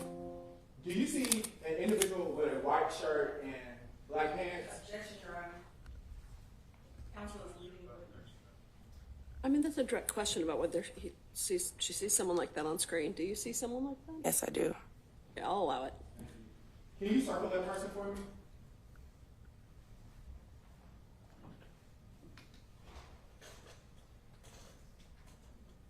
And what, if anything, does that person have in their hand? A gun. And is that gun pointed in the direction of your car? Yes, it is. You can erase that circle for me.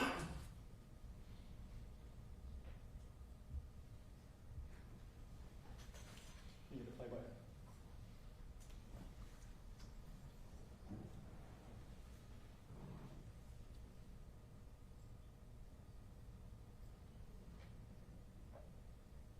Pause it. Now, can you circle all of the individuals that you see with a, oh, I'm sorry, do you see people with guns in this photo?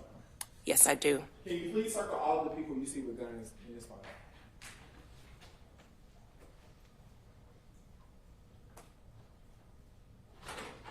Now, do you see someone wearing all black? I do see a person wearing all black. Does that person have a long gun? From this photo, I cannot tell. Do you see a person with a red shirt? Yes, I do. What is the position that this person with the red shirt is in? From my training with Chris, it would be a squatting shooting position. My husband trained me in shooting, just in case I had to defend myself. What about the person at the top screen that you circled? What position are they in? In a forward motion with the gun out, as in a forward shooting position. Okay. And the person in the white tank top, what position are they in? They are also in a forward motion with their gun drawn in a shooting position. And where are all three of those guns pointed to? At our car. Play.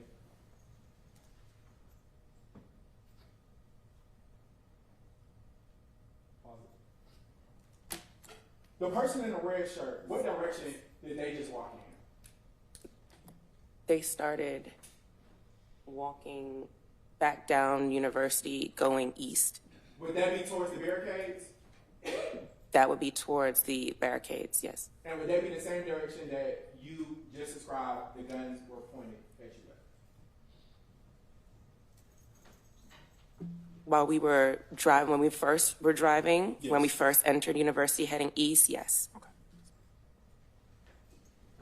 And do you see any color, or what color lettering do you see on the back of the person in the red shirt? I see white. And do you see a bag of any sort? Yes, I do. Like a cross satchel bag. We can take the video down. Thank you. And once you guys,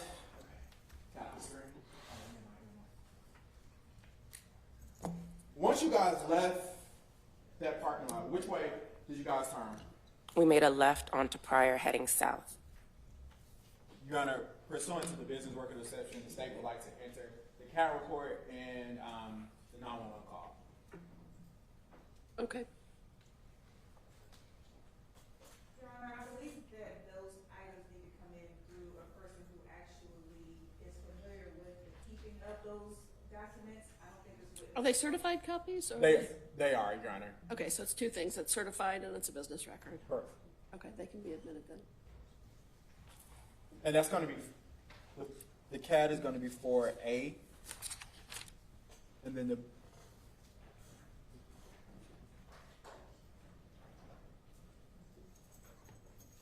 I'll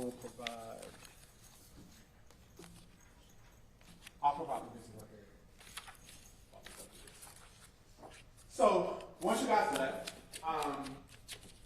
did you call 911? Yes, And why did you call 911? because our lives were just put at risk, and we knew other people were coming down that street. It wasn't blocked off by these people clearly, as if they wanted people to keep coming down. And so we saw other people driving down, someone was going to get hurt by these individuals. So we wanted the police presence there.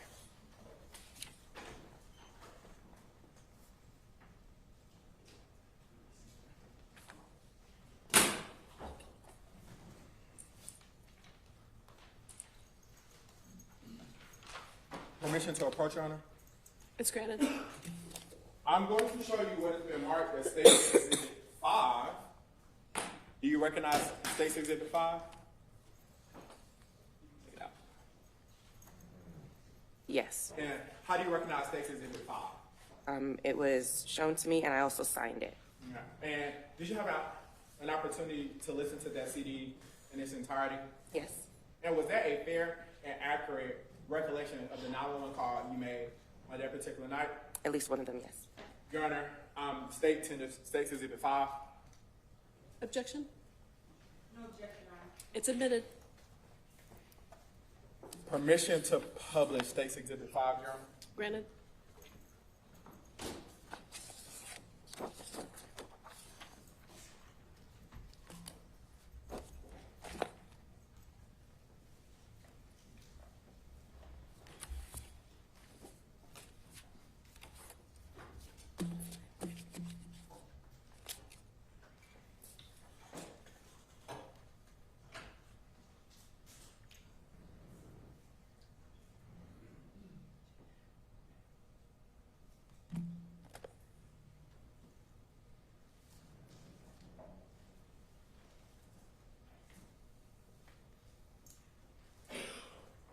And when you call 911, Hey, now you're gonna drop me off.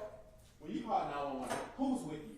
My husband. And where were you guys at? Like, where were you guys at when you guys called 911? I believe for this portion, I believe we were finally at home. Okay.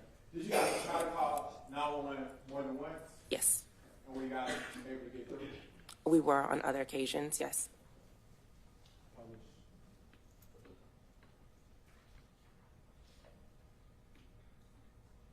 Oh, okay, now you're gonna drop me off. Now you're gonna drop me off? 3 with the address of the emergency. Yeah. Atlanta 911 with the address of the emergency. Uber, Lyft, whoever you is that you're working for. Atlanta Yeah, 911 you is do, disconnected man. due to no response.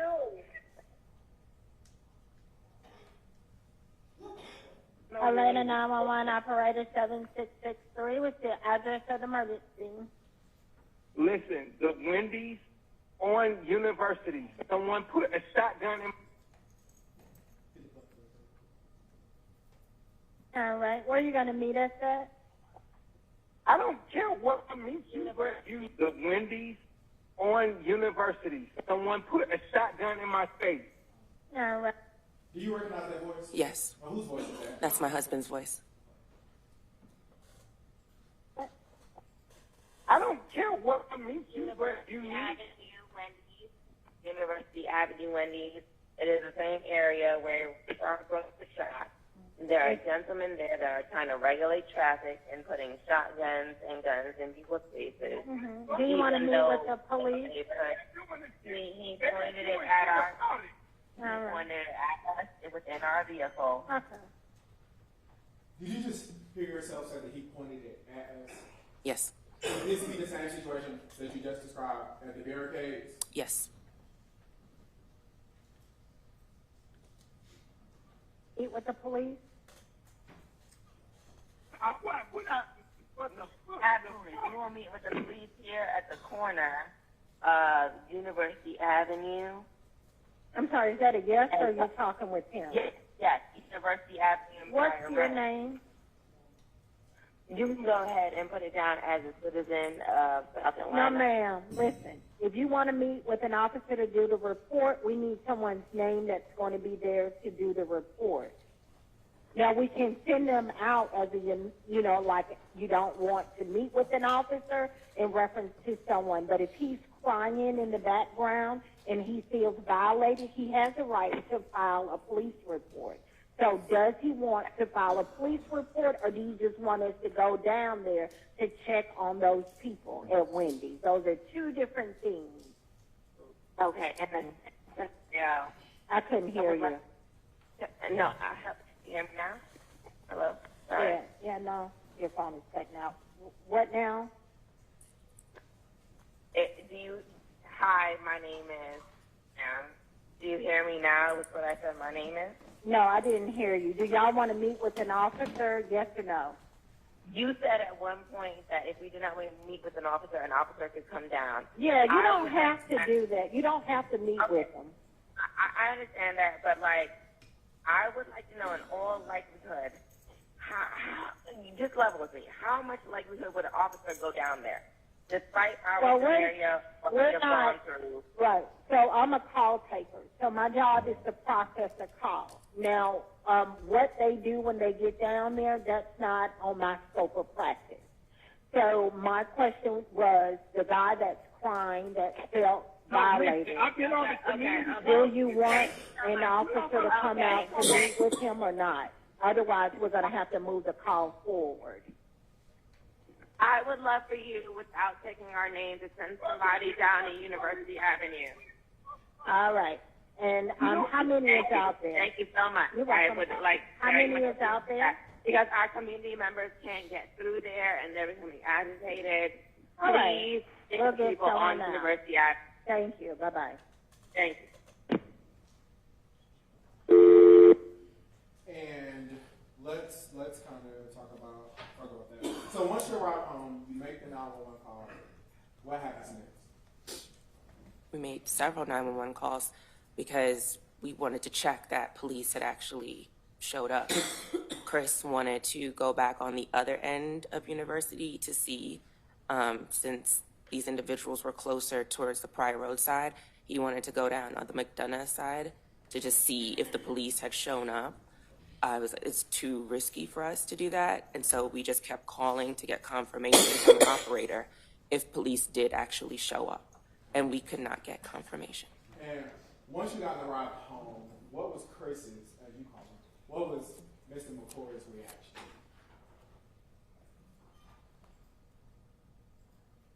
Scared, angry. It's his first time. He felt like he couldn't protect me. Objection, Your Honor. We just heard from a witness, and any information about how that witness felt, provided that information for this witness to attend. Your Honor, we would object to the speaking objections. Okay.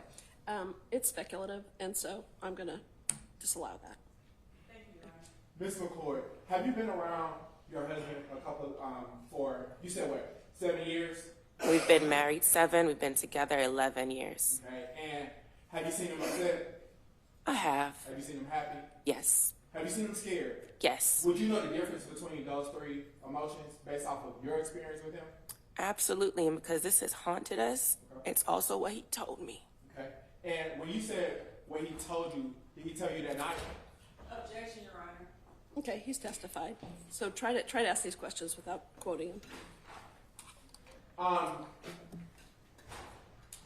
Did Mr. McCord go back out there?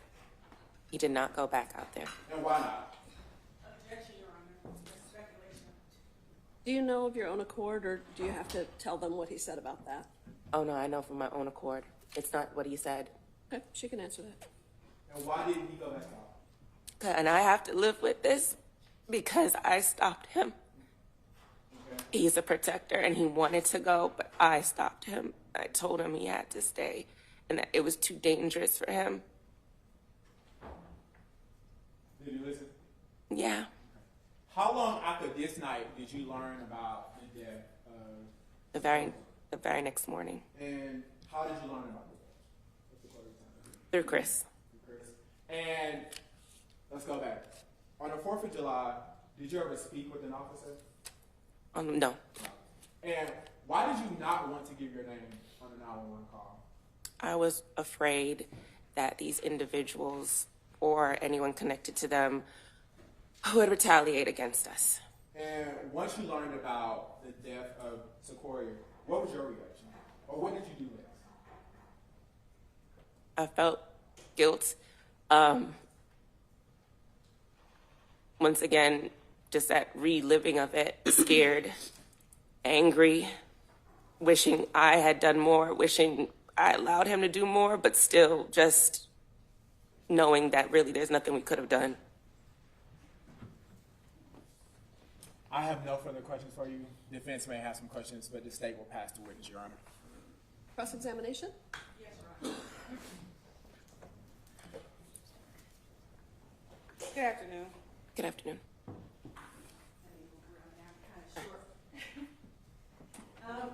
Few questions for you. You mentioned that you had been with your husband for 11 years. 11 years. And we saw a video that was played of you traveling with your husband. You knew your husband had a gun, didn't you? My husband does carry, yes. Okay. We saw you on the video go past the barricade. Isn't it true that you went past more than one barricade? And turning around, there was a barricade, but going forward, there was a barricade on the left-hand side of the street, not on the side that we drove down and other cars drove down. We saw a video that had some people milling about on the street. Is it safe to say that there were people that were there that night that were not shown on the video? I'm not understanding. I'm not sure if all the individuals that stopped us on the street ended up in the video.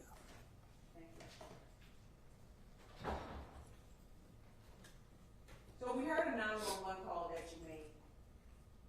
And we also heard, you said you're not familiar with guns. Do you know the difference between a shotgun and a pistol?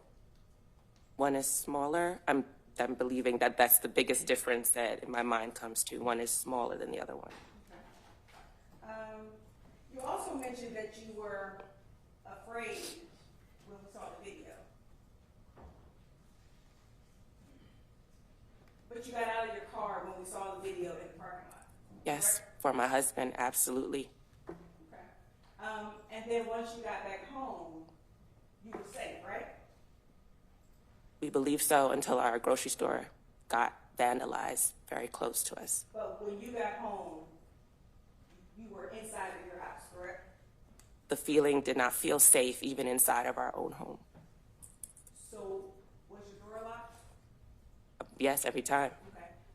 Nobody from that location followed you, did they? They didn't follow you home? To my knowledge, no. Okay. Give me just 1 minute, please.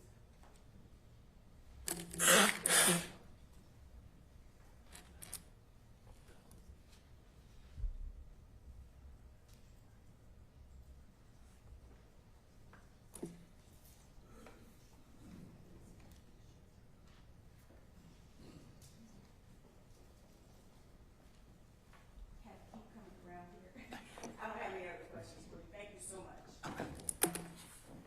I have just a couple. So on cross, you were asked questions about your husband having a gun. Do you remember that? Yes. Did your husband ever point a gun at anybody? No. No. And Chris when he was a police officer, yes, he has. But in terms of post being a police officer, no, our McCord rule is we do not point a gun unless we're going to shoot a gun. Okay. Bad question.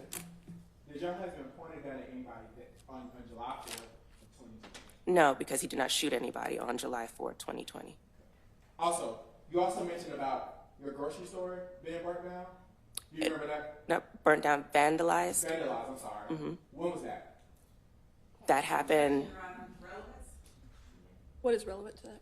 Your Honor, she's talking about, well, the first question was why she didn't give her name, and it goes to her particular fear and the result of what transpired on July 4th of 2020. I'll allow it. It happened during that month. Okay. And how far was your grocery store from the university in part of the area? There is one school block and one street between that grocery store and University Avenue. 1 second, Your Honor.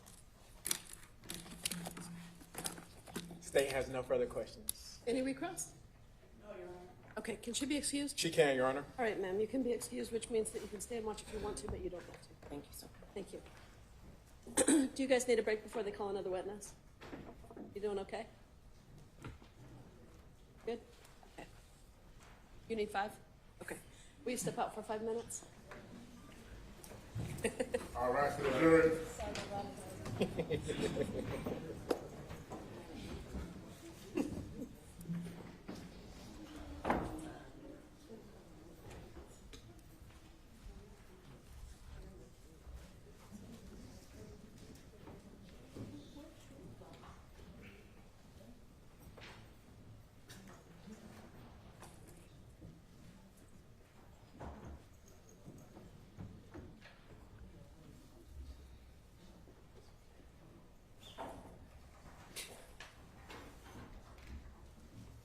Mr. Conley, could you use the bathroom break?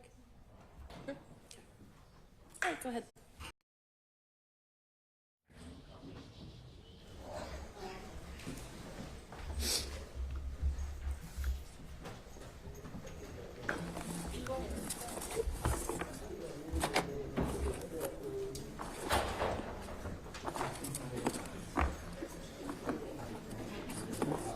Thank you.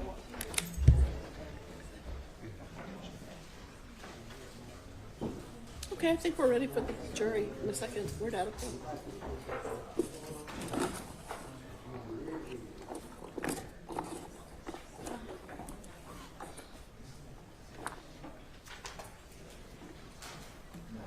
Is he your witness, Miss Young? He's yours? Yep. Okay, so we're ready? Yep. Okay, we're ready for the jury.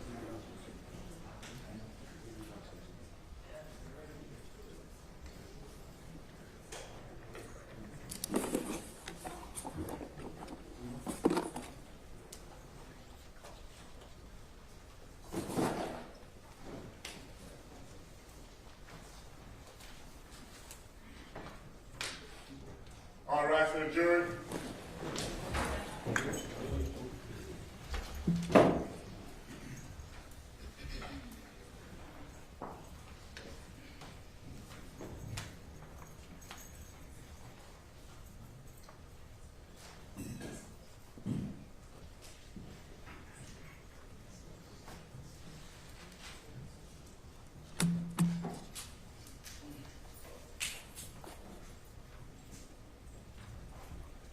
All right, jurors, that copy for. Ready to call your next witness? I am. Your Honor, the state of Georgia calls Investigator R. McClure. You raise your right hand for me. You swear to affirm the testimony you give to the court and the truth, the whole truth, so help you. I do. Go ahead and have a seat. It is the mic. State and spell your name for the court. It's Randall, Randall, McClure, Mcclure. Good afternoon, sir. Good afternoon. Can you tell the members of the jury how you are employed I work for the City of Atlanta Police Department and how long have you worked for the Atlanta Police Department? since 2010. Since 2010. Can you tell the members of the jury what your trajectory or progression has been with the Atlanta Police Department? Yes. I started my career as a Zone 1 patrol officer. I was there for about 4 years. I was sent to the License and Permits Unit for a few years as an officer, at the rank of officer. I tested, I made the rank of investigator. I went to the gun assault team. At the time, we handled all the non-fatal shootings that happened, anybody that was struck by a bullet but survived. In 2019, I was transferred to the homicide unit. And are you post-certified? I'm post-certified. And can you tell the members of the jury again, what does it mean to be post-certified? The state of Georgia certifies me as a peace officer. And what powers come with being a peace officer? Being able to make arrests and write and execute search warrants and arrest warrants. Okay. So now, let me direct your attention to July 4th of 2020. Were you at the Atlanta Police Department? Yes, I was. I was in the homicide unit. All right. And did you have an opportunity to respond to 1238 Prior Road? Yes, I did. And where is it located? That's located in very close to Lakewood. It's in between Lakewood Amphitheater, Turner Field, Southeast Atlanta, Zone 3. Okay. Is that in Fulton County? Yes, it's in Fulton County. And what was the reason for your response? We were responding to investigate. At the time, I'm not sure the status of the victim, but it was a shooting that it was believed that the victim was not going to survive their injuries. Okay. And what did you know about this area prior to responding on this particular day? These were wild times back in 2020. This was when that specific area right there, there was a Wendy's restaurant on Pryor that had been burnt to the ground after an officer-involved police shooting. And folks had gone down to that area and essentially taken it over. And the police department was given very vague guidelines on how to respond to calls down there and how to enforce the law down there because the area had essentially been taken over by becoming an autonomous zone.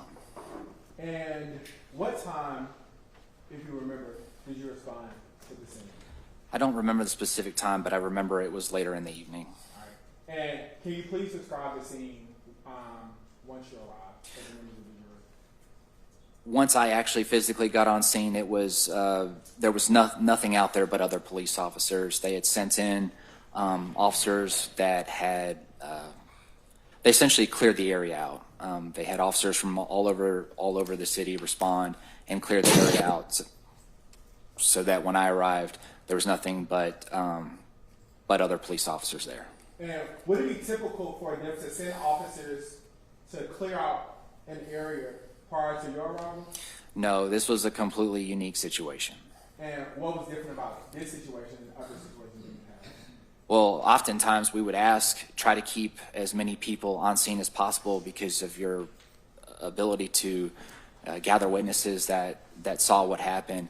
But in this incident, we were entering a very hostile environment, and so that's why the other officers were sent in there first to clear it out, because there were people down there that were well armed, that were not friendly or kind to the police. Okay. And once you arrived, what steps did you take? My responsibility on scene was I did the crime scene drawing of the evidence that was found and collected. And who instructed you to draw the crime scene? I don't remember anybody necessarily instructing me. If I took it on as a voluntary assignment just to help out. Okay. Permission to approach, Your Honor? Brandon. I'm going to show you what has been marked as State's Exhibit 30B. Do you recognize State's Exhibit 30B? Yes, I do. And how do you recognize State's Exhibit 30B? This is a blown up poster board of the drawing that I did. And is this the drawing from the crime scene? Yes. And is this a fair and accurate depiction of the crime scene back on July 4th of 2020? Yes. Have there been any material alterations or deletions? No. Your Honor, at this time, State tenders State's Exhibit 30B. Any objection? It's admitted. Permission to publish? Granted.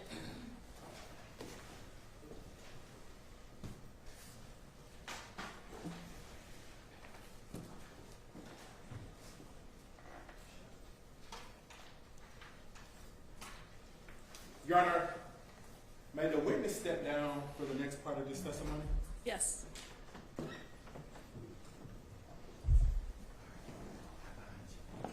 And if opposing counsel needs to move to the other side, so you're welcome to.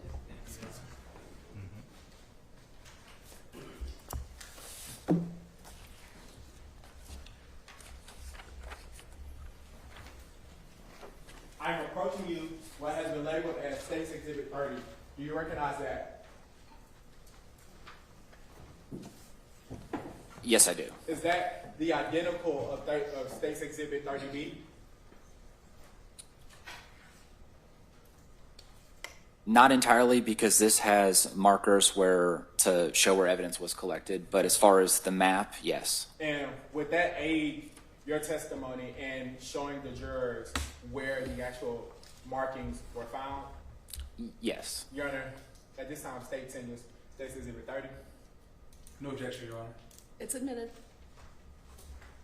You may step down. You can bring that with you.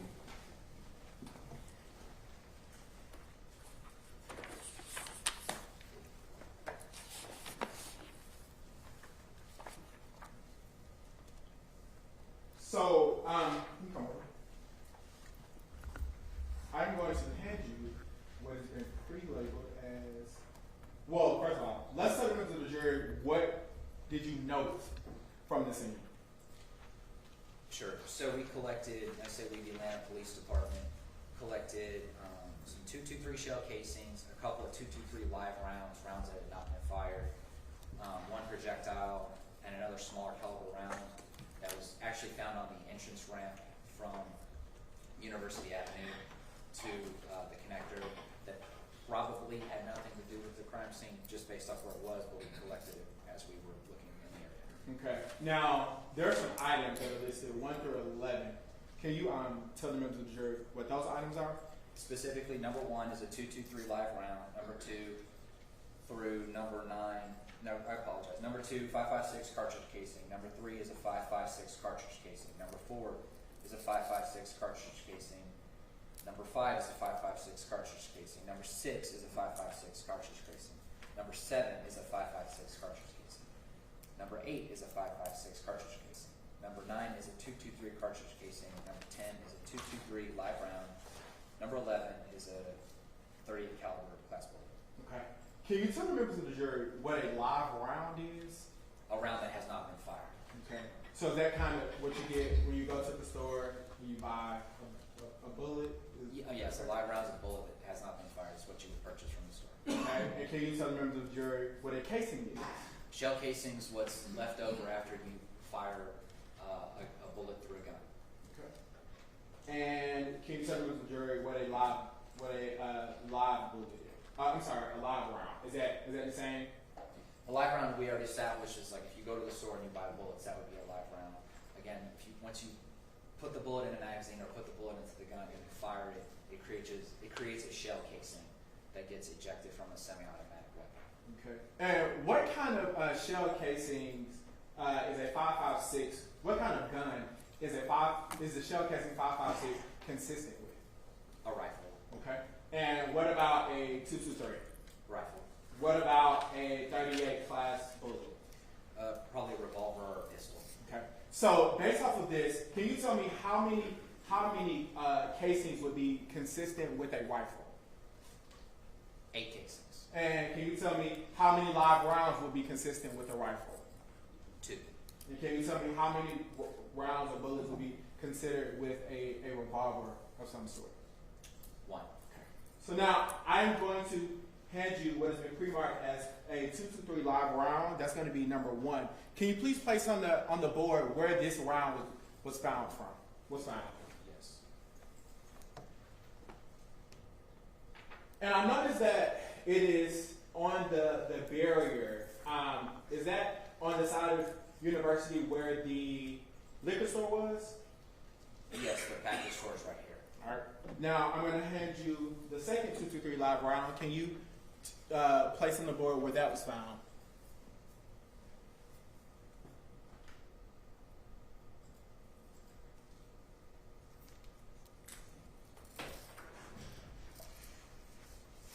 And just to confirm, because it's a live round, would you agree that that means that these rounds were never shot out of the gun? Correct. All right. Now, let's go to the 223 casings. I'm going to hand you, where did you find one 223 casing?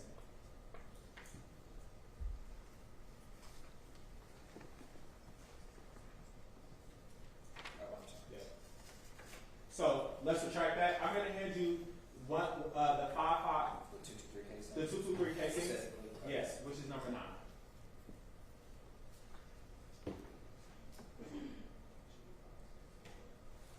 I withdraw my statement, Your Honor. I am handing you the 5.56 cartridge casing. That's in your hand right now. You, per your previous testimony, you found numbers 2 through 8. Is that correct? Correct. All right. Can you place where you found number 2 at? Okay. Can you place where you found number 3 at? Can you place where you found number 4?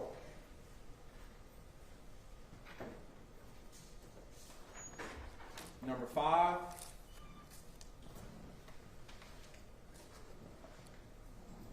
Number 6.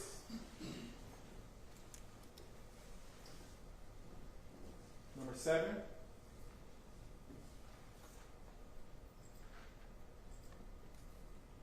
And then number 8.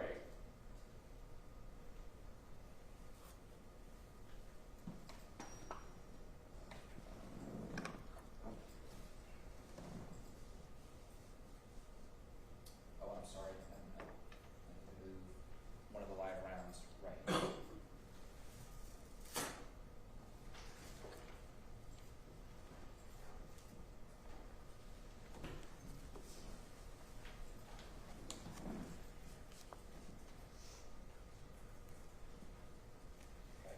And then can you place where you found the 223 projectile?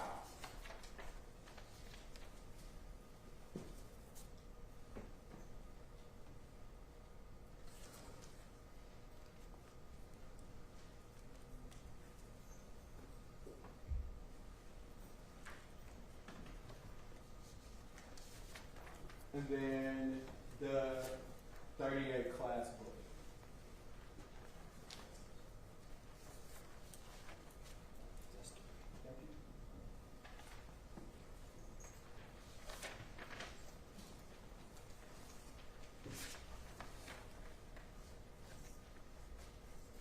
And does this conclude all of the items, the shell cases and casings that were found on the scene on this particular day? Yes. In fact, it looks like maybe on the big board, number 12, there might be a mislabel. Number 11 should be the projectile, and number 12 should be this round that's up here. Say it again for me, I'm sorry? Yeah, sure. So number 11 on my crime scene sketch is a projectile, which is right there. And then I have item number 12 is that 38 caliber round that's right here. Okay. So in other words, the visual reference as far as where casings and rounds are collected, this reflects my drawing. I think there may be just like a typo down here. And is this a fair and accurate depiction of where all of the shell casings, the projectiles, and the bullets were found? Yes, obviously not to scale, especially because these things are big, but yes.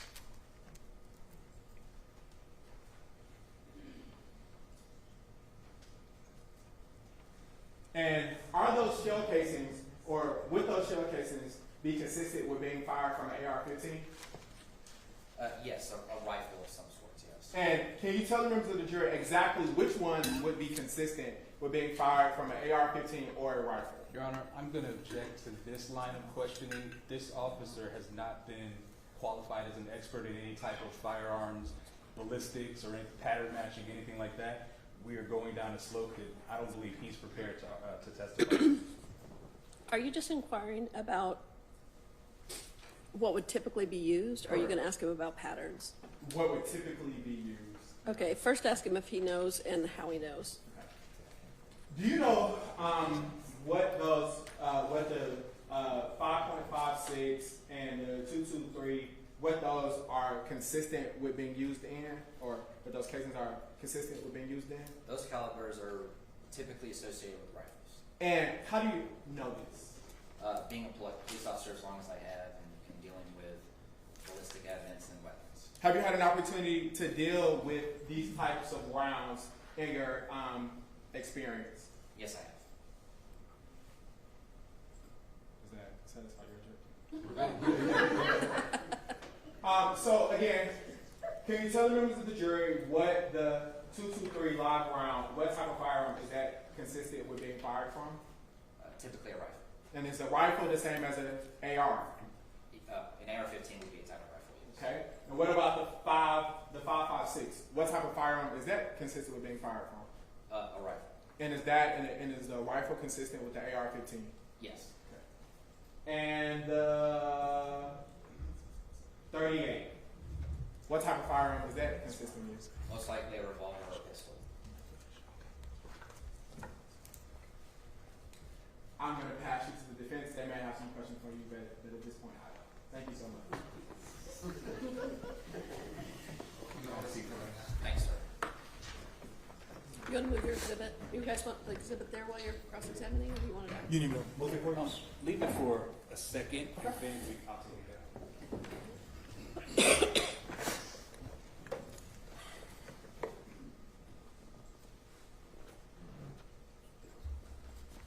Investigating Wood, how are you doing today? Doing well, sir. How are you? It has been a minute since we've seen each other. A couple years. Yes, sir. So, are you able to see the board from here, or do you need me to? I should be able to see it from here fine. My first question, I'm going to demonstrate this a little more with the jury since the state went into it. You said that these rifle rounds are consistent with being fired with a rifle, correct? More than likely, yes. More than likely consistent to be fired with a rifle, and could be an AR type rifle, correct? Correct. But you don't know how many rifles were actually fired that night, do you? I don't. You don't know how many ARs were fired that night, do you? I don't. And no one from the district attorney's office or no one from Atlanta PD or anyone else told you how many rifles were fired that night, do you? No.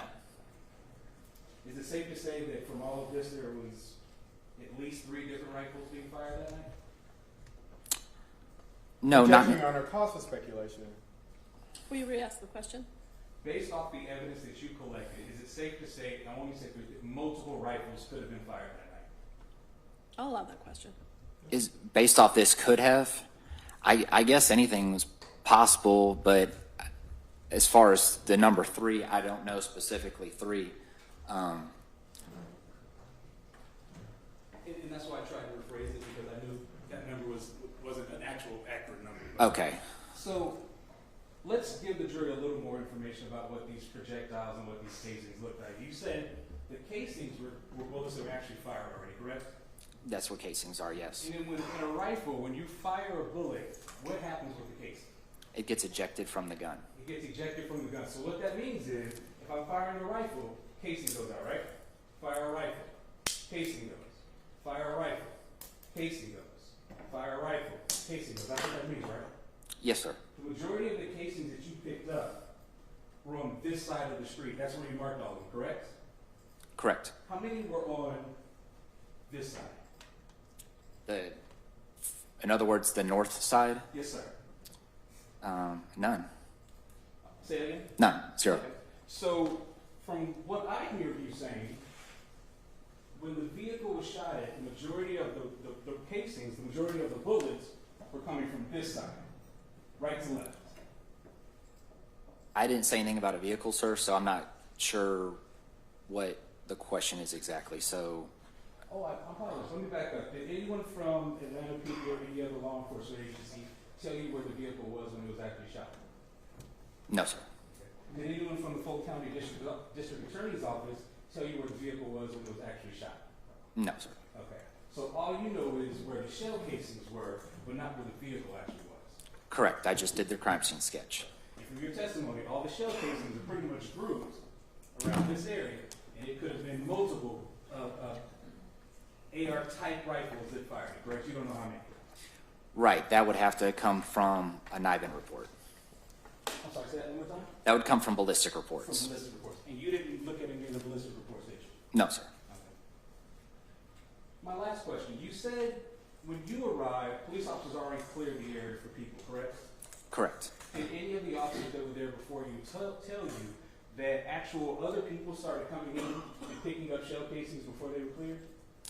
I don't recall if that was ever mentioned. Okay. Did anyone from the Fulton County District Attorney's Office told you there's actual evidence that other random people came in picking up shell casings before you arrived? Objection on the facts, not evidence. I'm asking if he was actually, if he was told that from officers or the District Attorney's Office. That's important. That's important, Your Honor, because this officer testified that he was out there to collect evidence, find evidence, and he also made a sketch of all of this. I get to find out what more he knew, not just the limited part that the state wants to see here. Okay, don't tell them what the information is, just ask them if they gave you information. Did they give you information that shell casings were picked up by other people before you arrived? No, I wasn't aware of that. No further questions. Thank you, Your Honor. Okay, any redirect? Yes. When did you make this sketch? July 17th. Okay, so you made it shortly after July 14th, correct? July. I'm sorry, July 4th. Yes. Also, when counsel was demonstrating shell casings, you would agree with me that someone can fire from this side of the street. When it hits the ground, it bounces and rolls, correct? Correct. The kid. So the point at which it landed is no indication 100% of where it was fired from, correct? Correct.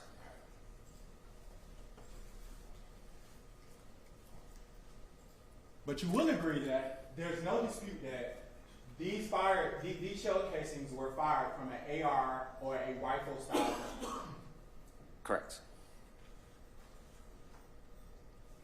No further questions, Your Honor. My last, it's the last couple of questions. The state said that there's no, just because where they landed doesn't mean that's exactly where they fired from. So is it a coincidence that all of the casings just happen to be in the same area? I don't know how we could determine if it's a coincidence or not. No further questions. Thank you. Very brief. It's okay. You've heard of gravity, correct? I'm familiar with gravity. And would you agree with me that gravity pulls objects in the same direction, correct? Yes. Okay. No further questions. No further questions? Okay, can this witness be excused? Yes, Your Honor. Yes. Okay, thank you. You can be excused. Thank you, Judge. So you can remain if you wish, but you can also go back to work. Thank you. Okay. The next witness is longer, is that correct? So we'll wrap it up for today. How much longer? It's Mr. Ivory. So it'll go into tomorrow probably. I would assume across, yes. Okay. Members of the jury, we have some other business to take up, so we're going to excuse you for the day. Thank you for all your attention to this.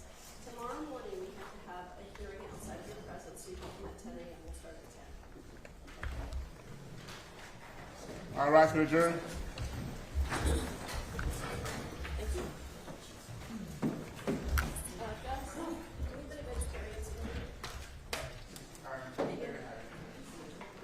It's okay.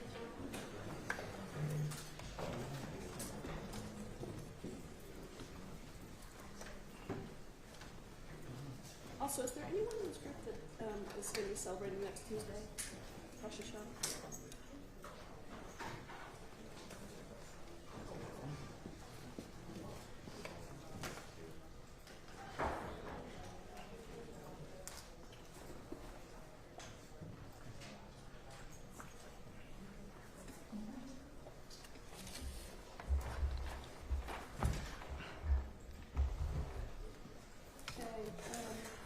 Mr. Hoover, you were going to give me some cases. Do you want to email those to me? About the... About the issue from this morning with the jump drive? Yes, Your Honor. Can you just email those tonight? I will. Okay, and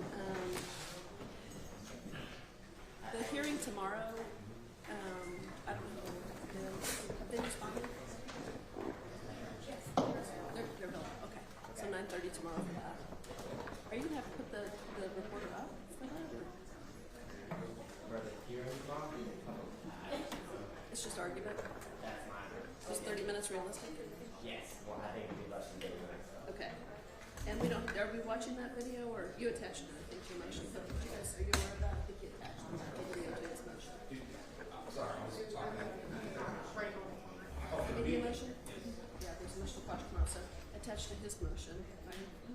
attached to the media. Motion to quash is the video in question. We need to review that. That was certainly scary. Yeah, okay.